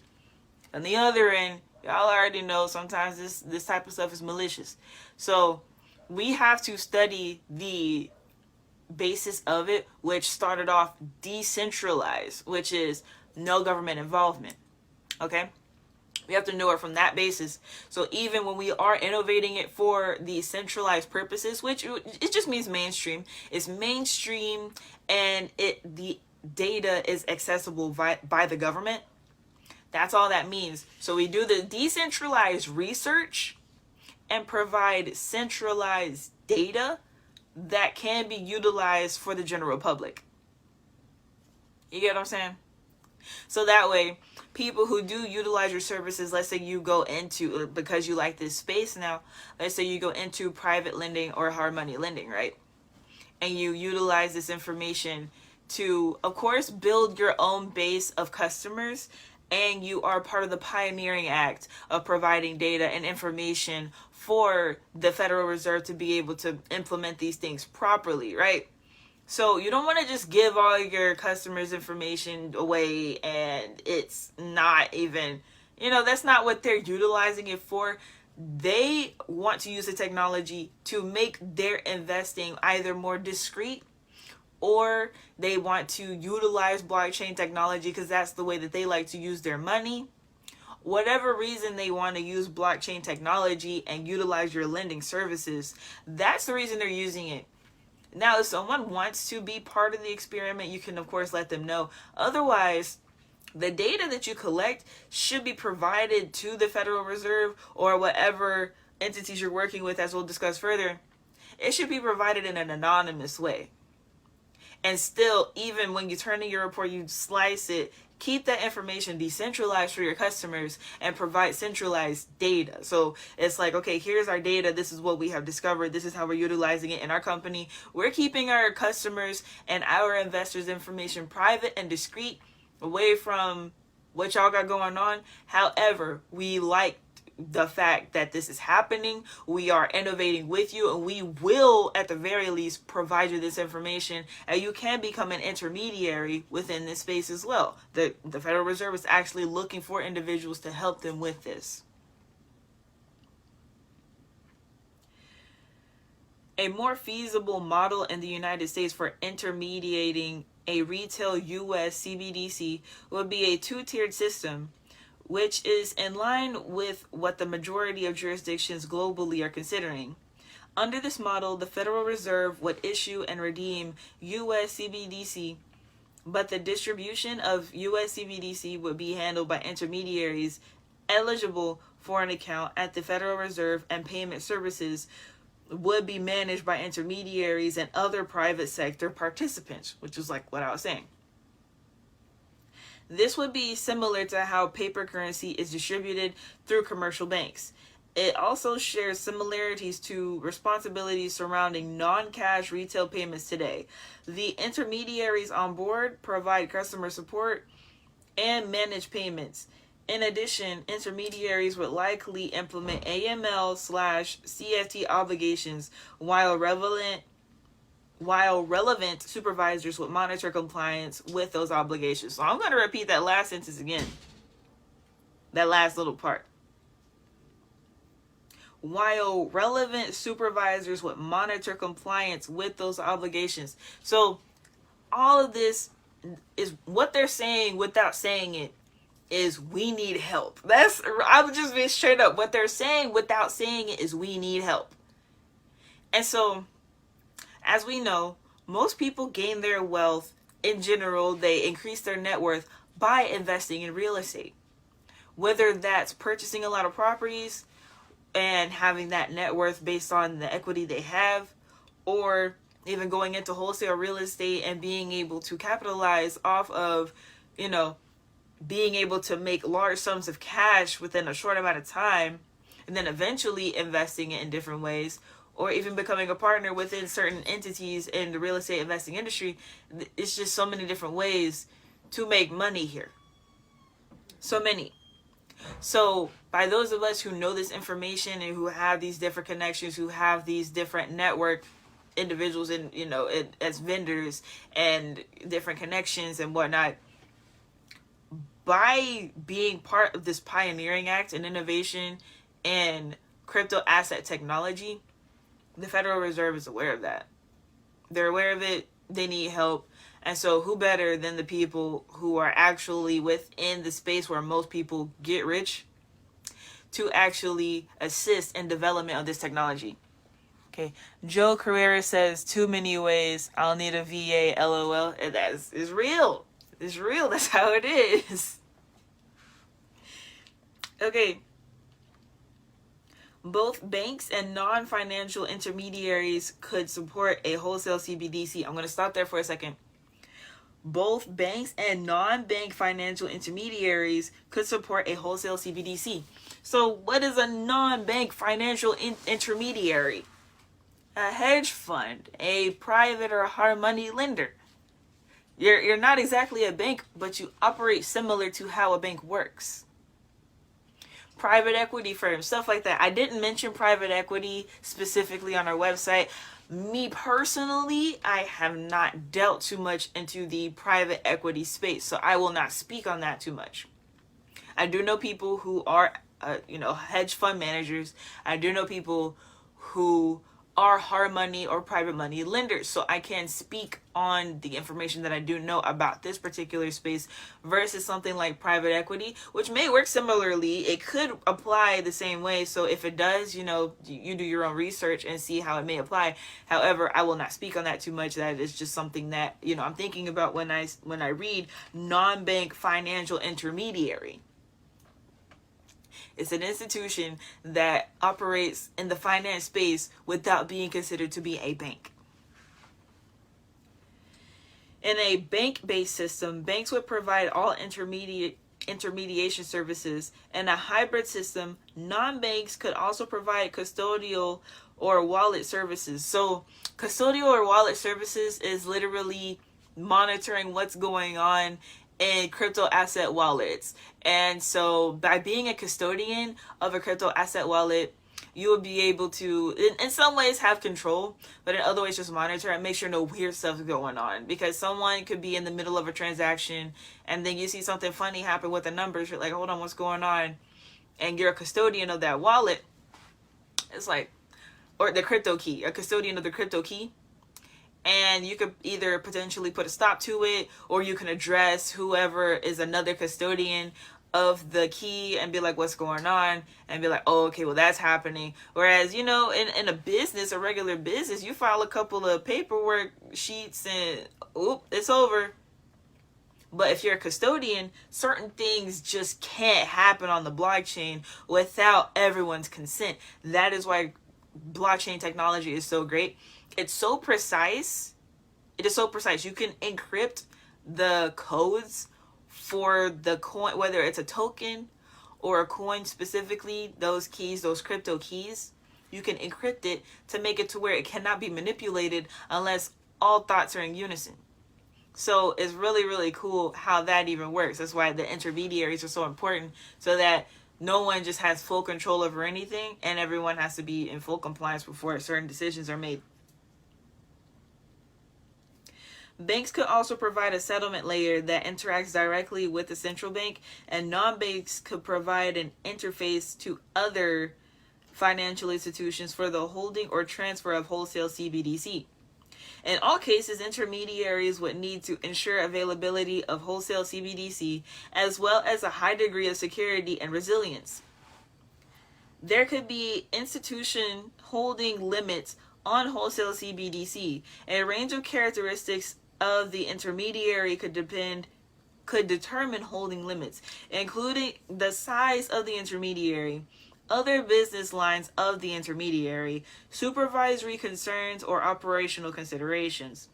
There could be more general factors such as the degree to which the US CBDC outstanding, yeah, that sentence just like runs on. But I'm gonna go back to this sentence. It's talking about a range of characteristics of the intermediary could determine holding limits, including the size of the intermediary, other business lines of the intermediary, supervisory concerns, and operational considerations. So that part is super cool, because that's letting you know it doesn't matter the size of your firm. It doesn't matter the size of your firm. It doesn't matter how many customers you have. As long as you have that technology and you're developing it in a righteous and ethical way, then you are able to provide the right types of services and provide the right types of data for this to work properly. And so it's talking about the business lines of the intermediary as well. So literally it's letting you know this is something that people who already have things going on are kind of juggling it, just adding this in here, because no one just expected there to be new money. You know, people expected there to be more money. People didn't expect it to be new money and new technology of how we get this money. So with that being said, they're already aware that there's supervisory concerns and operational considerations, and of course there's other business lines of what would be considered an intermediary. So, you know, I just think that part is really cool, because it's like, in some ways it's considerate, however it's just being realistic about the situation. Recommendation 3, establish a federal framework for payments regulation to protect users and the financial system while supporting responsible innovations in payments. The United States should promote responsible innovations in payments. Non-banks are increasingly providing payment services, including issuing money or money-like liabilities and processing payments. On one hand, participation by non-bank payments companies may contribute to higher levels of competition, inclusion, and innovation. On the other, if these firms are not adequately regulated and supervised, there may be risks to consumers, the financial system, and the broader economy. A federal framework for payments regulation would help to realize the benefits from non-bank payment providers while minimizing the risks. Accordingly, Treasury recommends consideration of the establishment of the federal framework for non-bank payment providers that would complement existing federal requirements, including for customer protection and AML/CFT. So that was really self-explanatory. Honestly, pretty self-explanatory. It's just saying basically like, I'll start with this part right here. Competition, inclusion, and innovation. So we're talking about non-banks getting in on this new money stuff.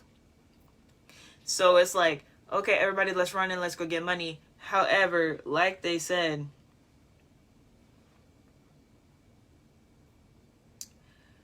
if these firms are not adequately regulated and supervised, there may be risk to consumers, the financial system, and broader economy.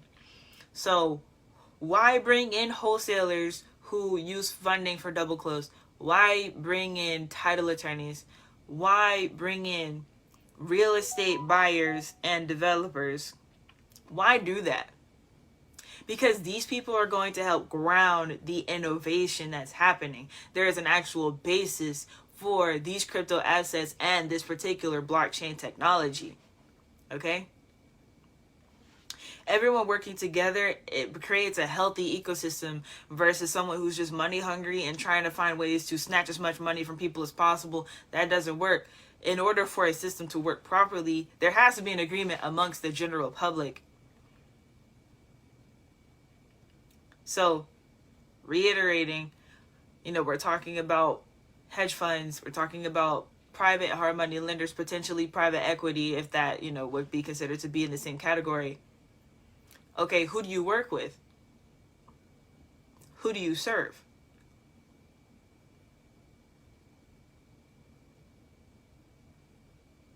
Make your product as useful and applicable to your consumer as possible.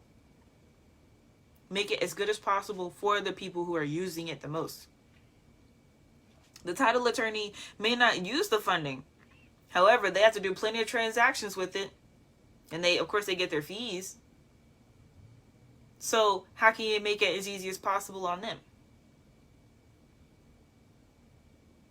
That's what we got to think about when we're really pioneering and innovating what's going on in the economy as a whole. We're just in the real estate space, so we're going to be able to influence what's going on in the rest of the economy.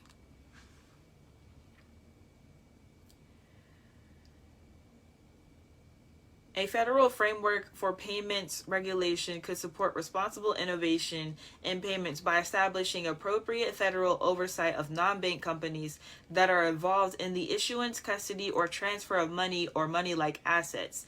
Today, non-bank payment providers are subject to some federal requirements, but are otherwise regulated and supervised at a state level. State oversight of non-bank payment providers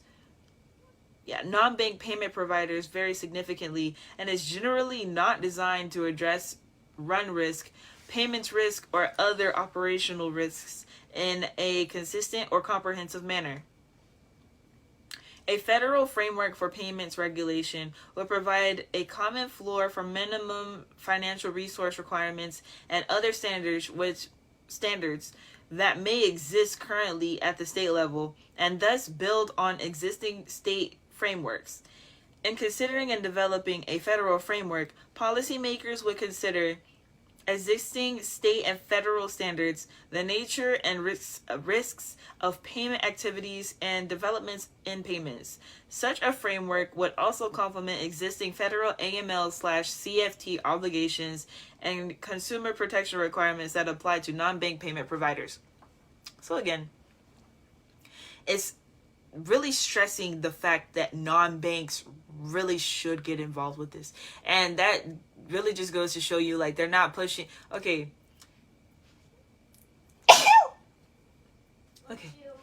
Gratitude, MJ. So, is this being targeted to Bank of America? What's it called? Chase Bank, is this being targeted to, Pinnacle? Not really, because the emphasis on non-banks and non-traditional financial institutions is very, very high. They're depending on private equity firms, or just for example, they are depending on those who provide lending. They are depending on those who are independent to be able to innovate this technology.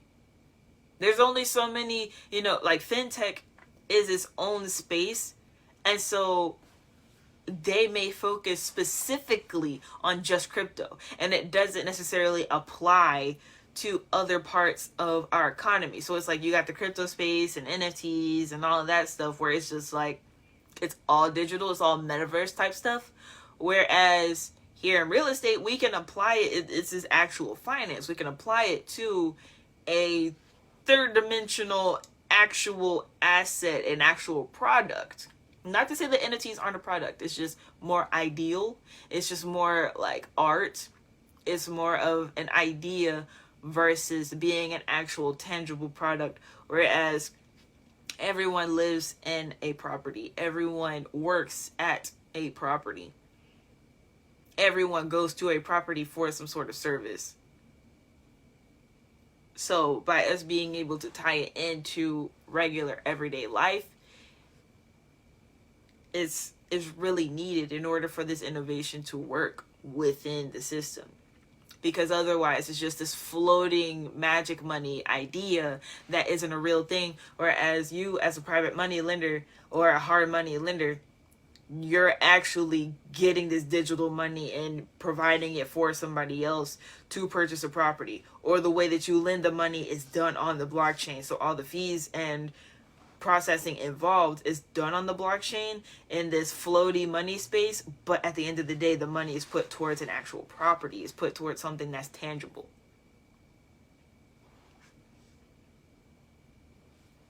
In addition, a federal framework for payments regulation could support considerations for both a U.S. CBDC and instant payments.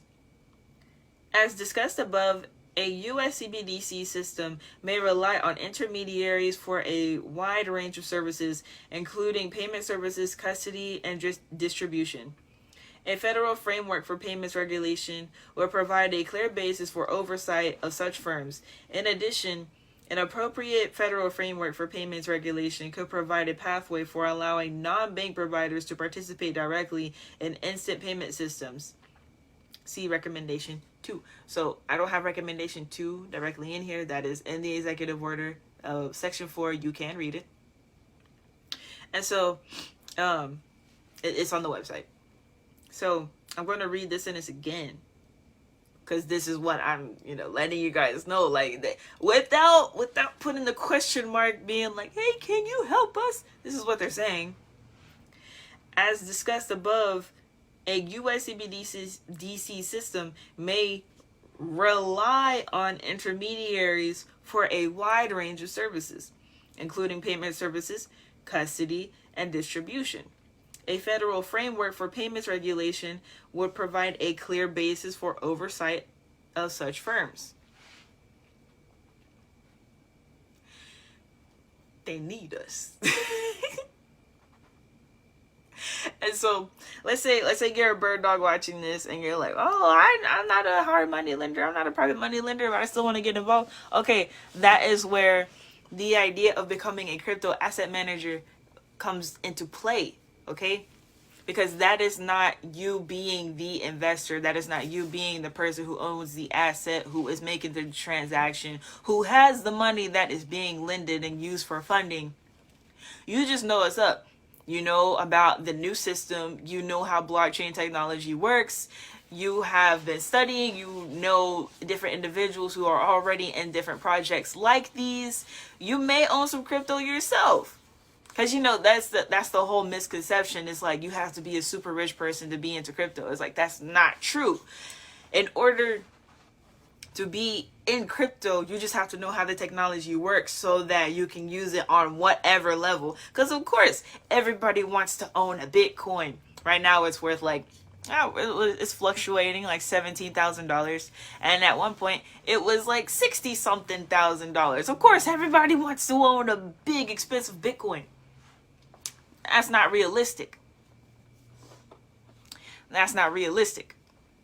Because it's more realistic to own a $60,000 house than to own a $60,000 Bitcoin.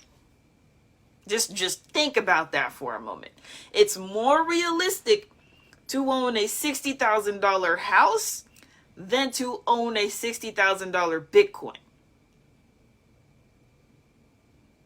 It's even more realistic to have $60,000 worth of stocks or put away into a savings or retirement account than it is to have a $60,000 Bitcoin. At least in this day and age. Because even now, you do have $60,000 NFTs. How realistic is it? Be real. How realistic is that? When we're not even talking about stable coins. Bitcoin is more of a stable coin than all these, NFTs and other coins and whatnot. Like, these tokens they're based off of popularity value. Okay, when you're talking about stable coins, you're not going to get into big crazy numbers like that. Even though it's a secure investment. Usually secure investments offer lower returns. They're just secure. So it's not something you have to think about too much. Whereas if you're crypto trading, you got to see what's the most popular one today, what's the most popular one tomorrow, and see what's fluctuating. The volatility is crazy. Okay, so the misconception that you have to have a whole bunch of money in order to be a crypto asset manager, that just goes out the window. You can have a good, really any amount into crypto. All you have to know is how the technology works in order to be an asset to someone else and to help them manage what's going on. It's all numbers and percentage. So if you have a low number, a few dollars, a few $100s in crypto, okay, you expand that into what's going on in the real estate space on the blockchain. So your few dollars worth of knowledge on the blockchain would be considered extremely valuable for, let's just be real, it could be $1 million property that's being worked on the blockchain. Don't let numbers psych you out. It's just numbers. It's really just numbers, honestly.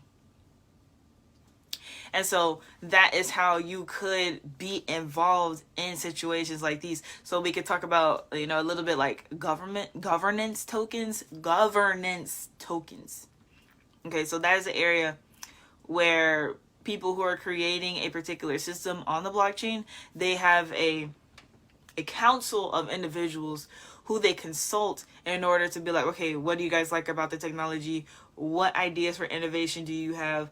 How should we operate in these systems? What should we do for our customers in this way? That in itself, the governance tokens, the council for the blockchain technology, that should be the focus for whether you're a bird dog getting into being a crypto asset manager or a wholesaler who uses funding for double close purposes, or you are, of course, a title attorney who has to close deals in escrow with funding, or you are a real estate buyer or developer, a short-term buyer, a flipper. Okay, so that's where that idea comes in as far as governance tokens for the private or hard money lender, potentially a hedge fund. They need that council of individuals in order to curate the, for lack of better terms, perfect blockchain technology to utilize for real estate professionals. Who else to ask but real estate professionals? Okay, so yeah, I think that's going to be it for today. I really appreciate you guys for watching, everybody who has peeked in and out the video, and those who are catching the replay. I really do appreciate all of you. Make sure you subscribe to Bird Dog Real Estate on YouTube. That's at Bird Dog Real Estate. Make sure you follow us on Instagram at Bird Dog Real Estate. Make sure you follow us on Twitter, where a lot of these posts are posted, way, like Twitter is a whole thing when it comes to the crypto stuff. It's really its own culture when it comes to that. And so we're going to create our own space for real estate crypto asset users. So yeah, over there. That's at REI Bird Dog, okay? And of course, make sure you sign up to our website. We have everything's on the website. We have a whole lot of different features. We do have our different ebooks. So we have hashtag Bird Dog to Real Estate ebook. That book is for bird dogs, for you to learn how to go from being a bird dog to a wholesaler. And we have the new ebook, NFTs and Real Estate, where you can just like grasp the concept of NFTs and incorporating the idea with real estate investing. And of course, we have the National Bird Dog List. Bird dogs can sign up for free for investors to contact you. And investors, there's really almost 200 bird dogs available on the list. So you can buy the full list, or you can purchase your specific market if that is available on the website, if there's like a specific number of bird dogs in that area. And of course, we have the Bird Dog Experts REI course. So that is for bird dogs. If you are new, you don't know anything about real estate investing, and you're watching this video, you're just like, what's going on? Definitely check out the course. You'll have all the information there. And we do have our secret YouTube playlist for bird dogs as well over there too. So you just go to the website, you'll see the playlist, and then it'll be videos that are 10 plus years old talking about bird dogging that'll help you gain more insight on exactly how to get started in the industry, and it'll set you on your way properly. And we do have our different groups. So where we talk about topics like these mostly is in our cryptocurrency and blockchain investors group on our website, and that is free. You can join that group for free and get in on conversations like this without any cost. And we do have, of course, our 6-figure wholesalers group that's free as well. So wholesalers can go over there and vibe with others who are wholesalers and just talk about different things that you're doing in your business to help gain, of course, more money, but a different comprehension of the real estate space in general. And last but not least, we have our mastermind group. That is the 6-figure bird dog system for wholesalers.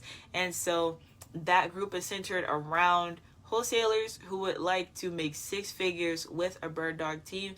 And you've already, closed a few deals. You are already considered to be officially a wholesaler. You're not learning to be a wholesaler in this mastermind. You are already have closed a few deals.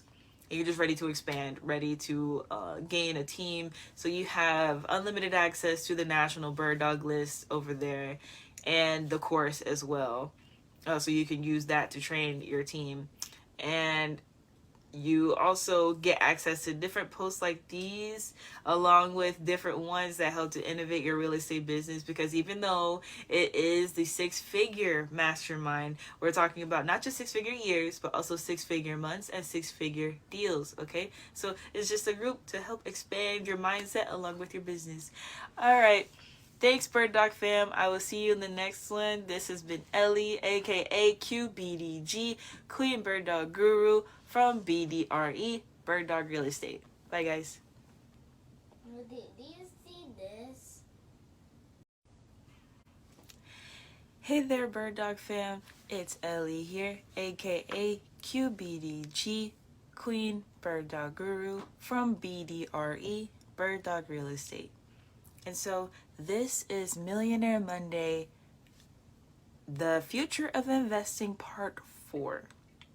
We have been talking about the new policy that has been implemented, Executive Order 14067, and we have been dissecting sections 4 and 5 of that particular executive order. What does that have to do with us as real estate investors? We now have digitalized currency, and so we need to know the best ways for us to implement this new form of currency in our industry, okay? And so I'm going to read to you from our website. You will be able to see this in our free group Cryptocurrency and Blockchain Investors Group on the BDRE site. And so I will post a couple of snippets after a while, probably later this week, but I'm going to go ahead and read you what was posted today. Stablecoins and real estate investment solutions. Blockchain and cryptocurrency are an ever-growing market. Web3 technology is being utilized in more ways than just financial. However, our primary focus is stability and cryptocurrency value. This is known as a stablecoin. This type of cryptocurrency has a set value that can be measured and has liquidity. Real estate is a true physical asset and can be a basis of a stablecoin or other form of blockchain technology. This property can specialize in a specific type of production that either appreciates or holds value and or produces profit. An example of this was posted in the BDRE Cryptocurrency and Blockchain group. This example was also posted in the Farmers, Gardeners, and Earthers Forum. The United States Department of the Treasury is currently designing payment systems on the blockchain. This form would be centralized. As we, as real estate and professionals, develop our crypto asset blockchain technology, our focus will be primarily decentralized. At its core, a CBDC system would need to support instant settlement. Blockchain technology allows for unique payment types and instant payment systems. Real estate transactions can happen much more rapidly without banking wait times, holds, and freezes. Providing a highly liquid and price-stable instrument, assuming that it is available in large quantities and that it settles instantaneously. By utilizing real estate property and potential business opportunities on said property, this provides a stable and liquid crypto asset. However, programmability could add additional risk to users. They're saying, like, if there are bugs in the code that support the contracts, or if consumers find it more difficult to stop payments or modify their agreements. And therefore, any use of programmability should be carefully evaluated to ensure that these risks are sufficiently mitigated. Governance token Rolodex networks are vital for the development of real estate investment blockchain technology. Those involved in the process of purchasing real estate are to be placed in a council to curate ethical technology for proper usage. Depending on the design features and intermediary structure, wholesale CBDCs may be able to facilitate settlement in systems or environments outside of this closed system. Wholesale CBDC could facilitate the final settlement of retail payment systems and also allow for smoother overall intraday liquidity management. By curating an ethical design for real estate-based blockchain technology, real estate investors allow for smoother overall intraday liquidity management, as mentioned in the executive order. In terms of the underlying infrastructure, retail and wholesale CBDC could run on centralized payment systems or distributed ledger technology, DLT, for processing payments. Technological developments such as DLT could enable a variety of models with roles for specialized intermediaries to initiate, process, and execute CBDC payments. DLT-based systems could be both permissioned, meaning the network of nodes that verify or commit transactions will be pre-approved entities, or permissionless, where any entity with the requisite technology and capacity could act as a node. Distributed ledger technology, DLT, is used for processing payments. Transactions on the blockchain can remain decentralized for real estate investors by utilizing this form of technology. And so, just to pause for a moment. So the basis that I would like to convey for everyone here, and really everyone who is involved in real estate investing, is ensuring that you have a governance token Rolodex network. So what is that? You're familiar with a network. You're familiar with a Rolodex. What is a governance token? A governance token is your council of individuals who help you create and curate the design of your blockchain technology and or crypto asset so that you can do payments or tokenize real estate on the blockchain. These people are vital for this because let's just say you are someone who's creating this technology and you're just doing it by yourself. You know about fintech, financial technology, you know about blockchain technology. However, you design an entire system for real estate investors, but guess what? No one wants to use it because it wasn't made with a group of real estate investors. It was just someone's idea out of their own head. They thought they had all the answers, but they just didn't. That's the importance of having a group of individuals, a mastermind, if you will. And so, by curating your own governance token Rolodex network, your group of individuals to create your council, you get insight from everybody who is needed in order to make the most optimal and most attractive, basically, blockchain technology for other real estate investors. A lot of this is experimental. This is also mentioned in the executive order. While it's experimental, it's not that it doesn't work. It's just having a blueprint. And so by us curating the blueprint for us as real estate investors, this also creates a blueprint for the general public on a state and federal level as well. So by us being in real estate, this is probably the most important industry that there is. Everyone will always need a place to live. Everyone will always need a place to work. And so, with that being said, if we as a community curate a technology on a decentralized platform and turn in those findings and research, of course, to those who need it, those who will utilize it righteously, then we'll be able to create a community that is excelling in this new area of finance, along with a proper ethical blueprint that can be used in different areas in different industries. Systems could have varying levels of interoperability, including separate but compatible CBDC systems that share common technical standards and alignment in their legal and regulatory frameworks. Common user interfaces or clearing mechanisms that are jointly designed and developed or adapted across jurisdictions or jointly operated and govern multi-CBDC systems. Research and experimental work have demonstrated the potential for interoperable CBDC systems to complete international transfers and foreign exchange operations in seconds, compared to the days typically required for cross-border payments processed and settled through correspondent banking networks. So, like we know in real estate, you take a property to the title company and it doesn't even matter sometimes if you have the cash in your bank account. It will not close that day simply because banks don't work that fast all the time. Sure, it could happen in less than 24 hours.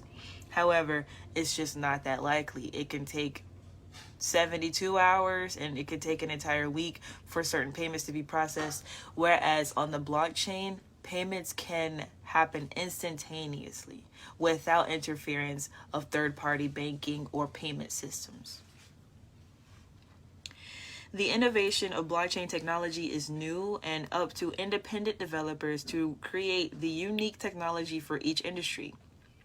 By curating blockchain technology for real estate investors, research and experimental designs can be adopted across jurisdictions. Decentralized research can be jointly operated and governed by multi-CBDC systems. Real estate investors would be able to share their findings with each other, thereby growing the knowledge and usage of this technology.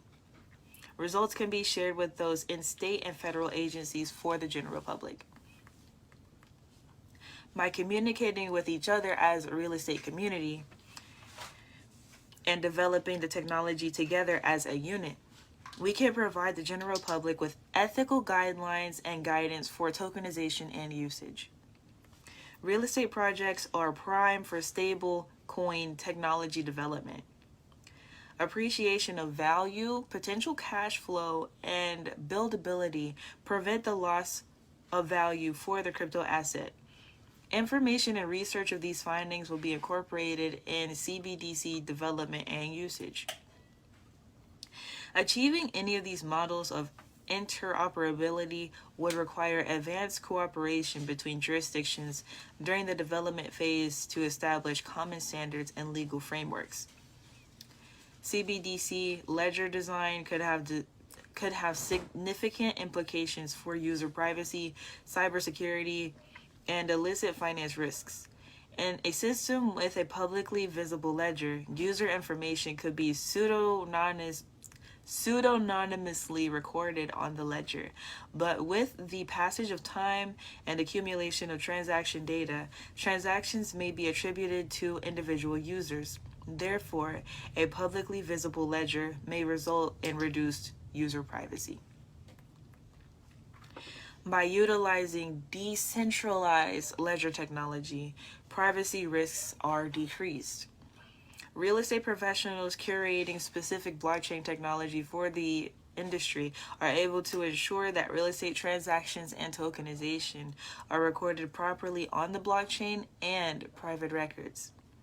This incentivizes the usage of real estate backed and based stablecoins. So I want to talk a little bit about stablecoins, and this is a post that was made in the same real estate group.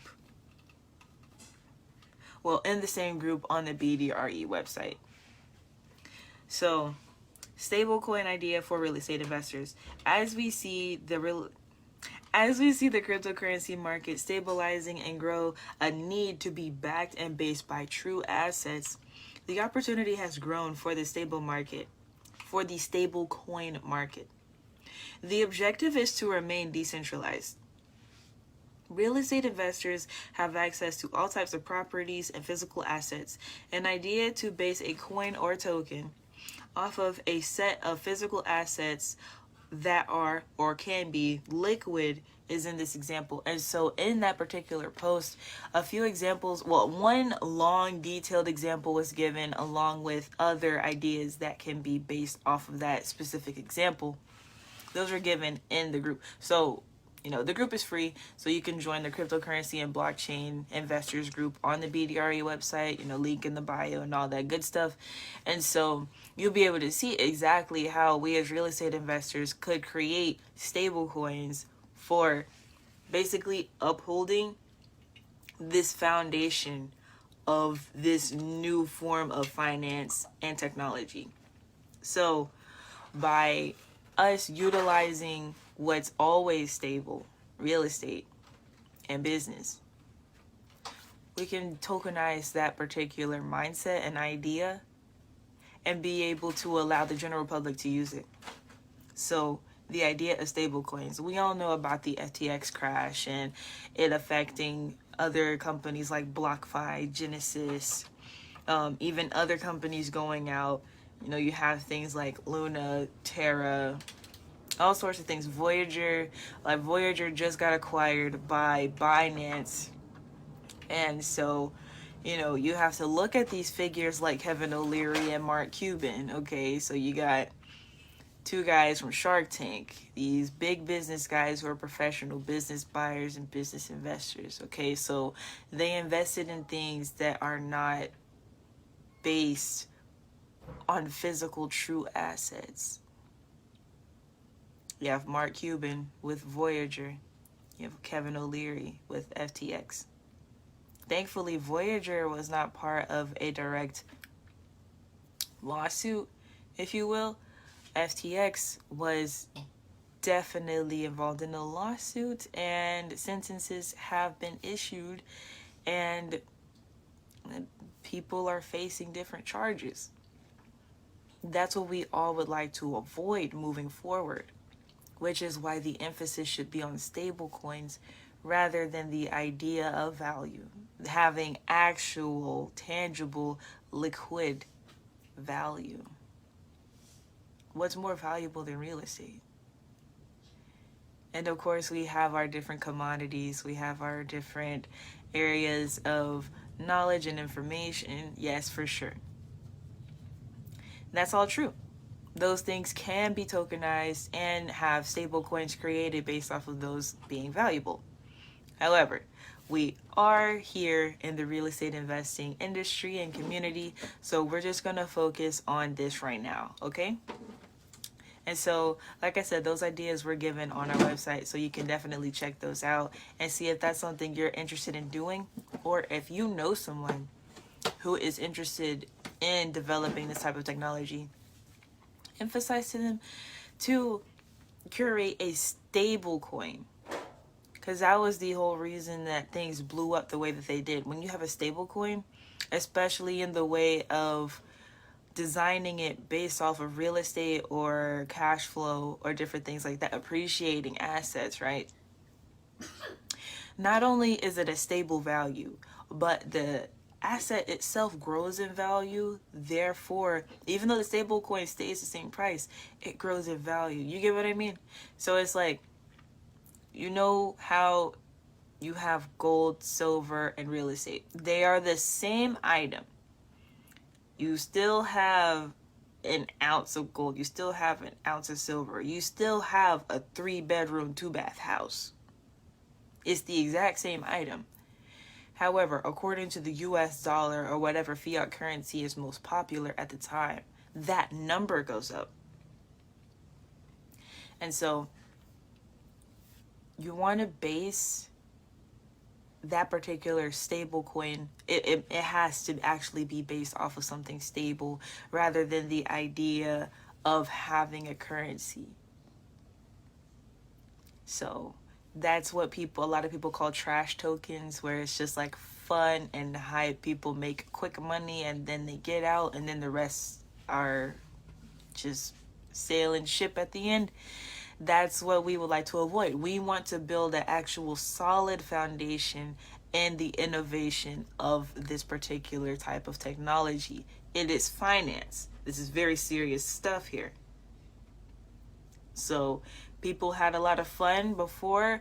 I will give my opinion. I knew that when certain things like Dogecoin became the most popular, when they came to actual trading and investing, I was like, okay, yeah, people are kind of forgetting the whole point of money here. It could be a collectible coin, and it could grow in value because it was one of the first coins, and based off of the fact that it was a joke or a meme. However, am I going to base my portfolio on a meme? Absolutely not. Now, if I was to base my portfolio off of a stable coin backed by real estate, yeah, for sure. That makes sense to me. The same way we have REITs, real estate investment trusts, the same way we have ETFs, the same way we can partially invest in any form of a business investment or partial real estate investment. It's the same when it's tokenized and when it's utilized on the blockchain. And so, as long as people can get that particular idea and just digest that, that's all that I desire. And so, yeah, I'm going to go ahead and wrap up this particular Millionaire Monday. This is a bit shorter than the rest of our segments. It's just because it was a lot of information jam-packed from the post that was in our group. So if you want to check that out, go ahead. I will be posting the link to it in a few days. But if you decide to go ahead and check it out, you are welcome to on the official BDRE website, okay? So this has been Ellie, aka QBDG, Queen Bird Dog Guru from BDRE. Bird Dog Real Estate. You can find us on Instagram at Bird Dog Real Estate. You can find us on YouTube at Bird Dog Real Estate. You can also find us on Twitter, where most of the conversation about blockchain technology takes place, at REI Bird Dog. I'm pretty sure that's it. Yeah, that's it. Make sure you subscribe to our YouTube channel, follow our Instagram and Twitter pages, and I will see you guys in the next one. Bye. Bye. Bye. Bye, Bird Dog fam.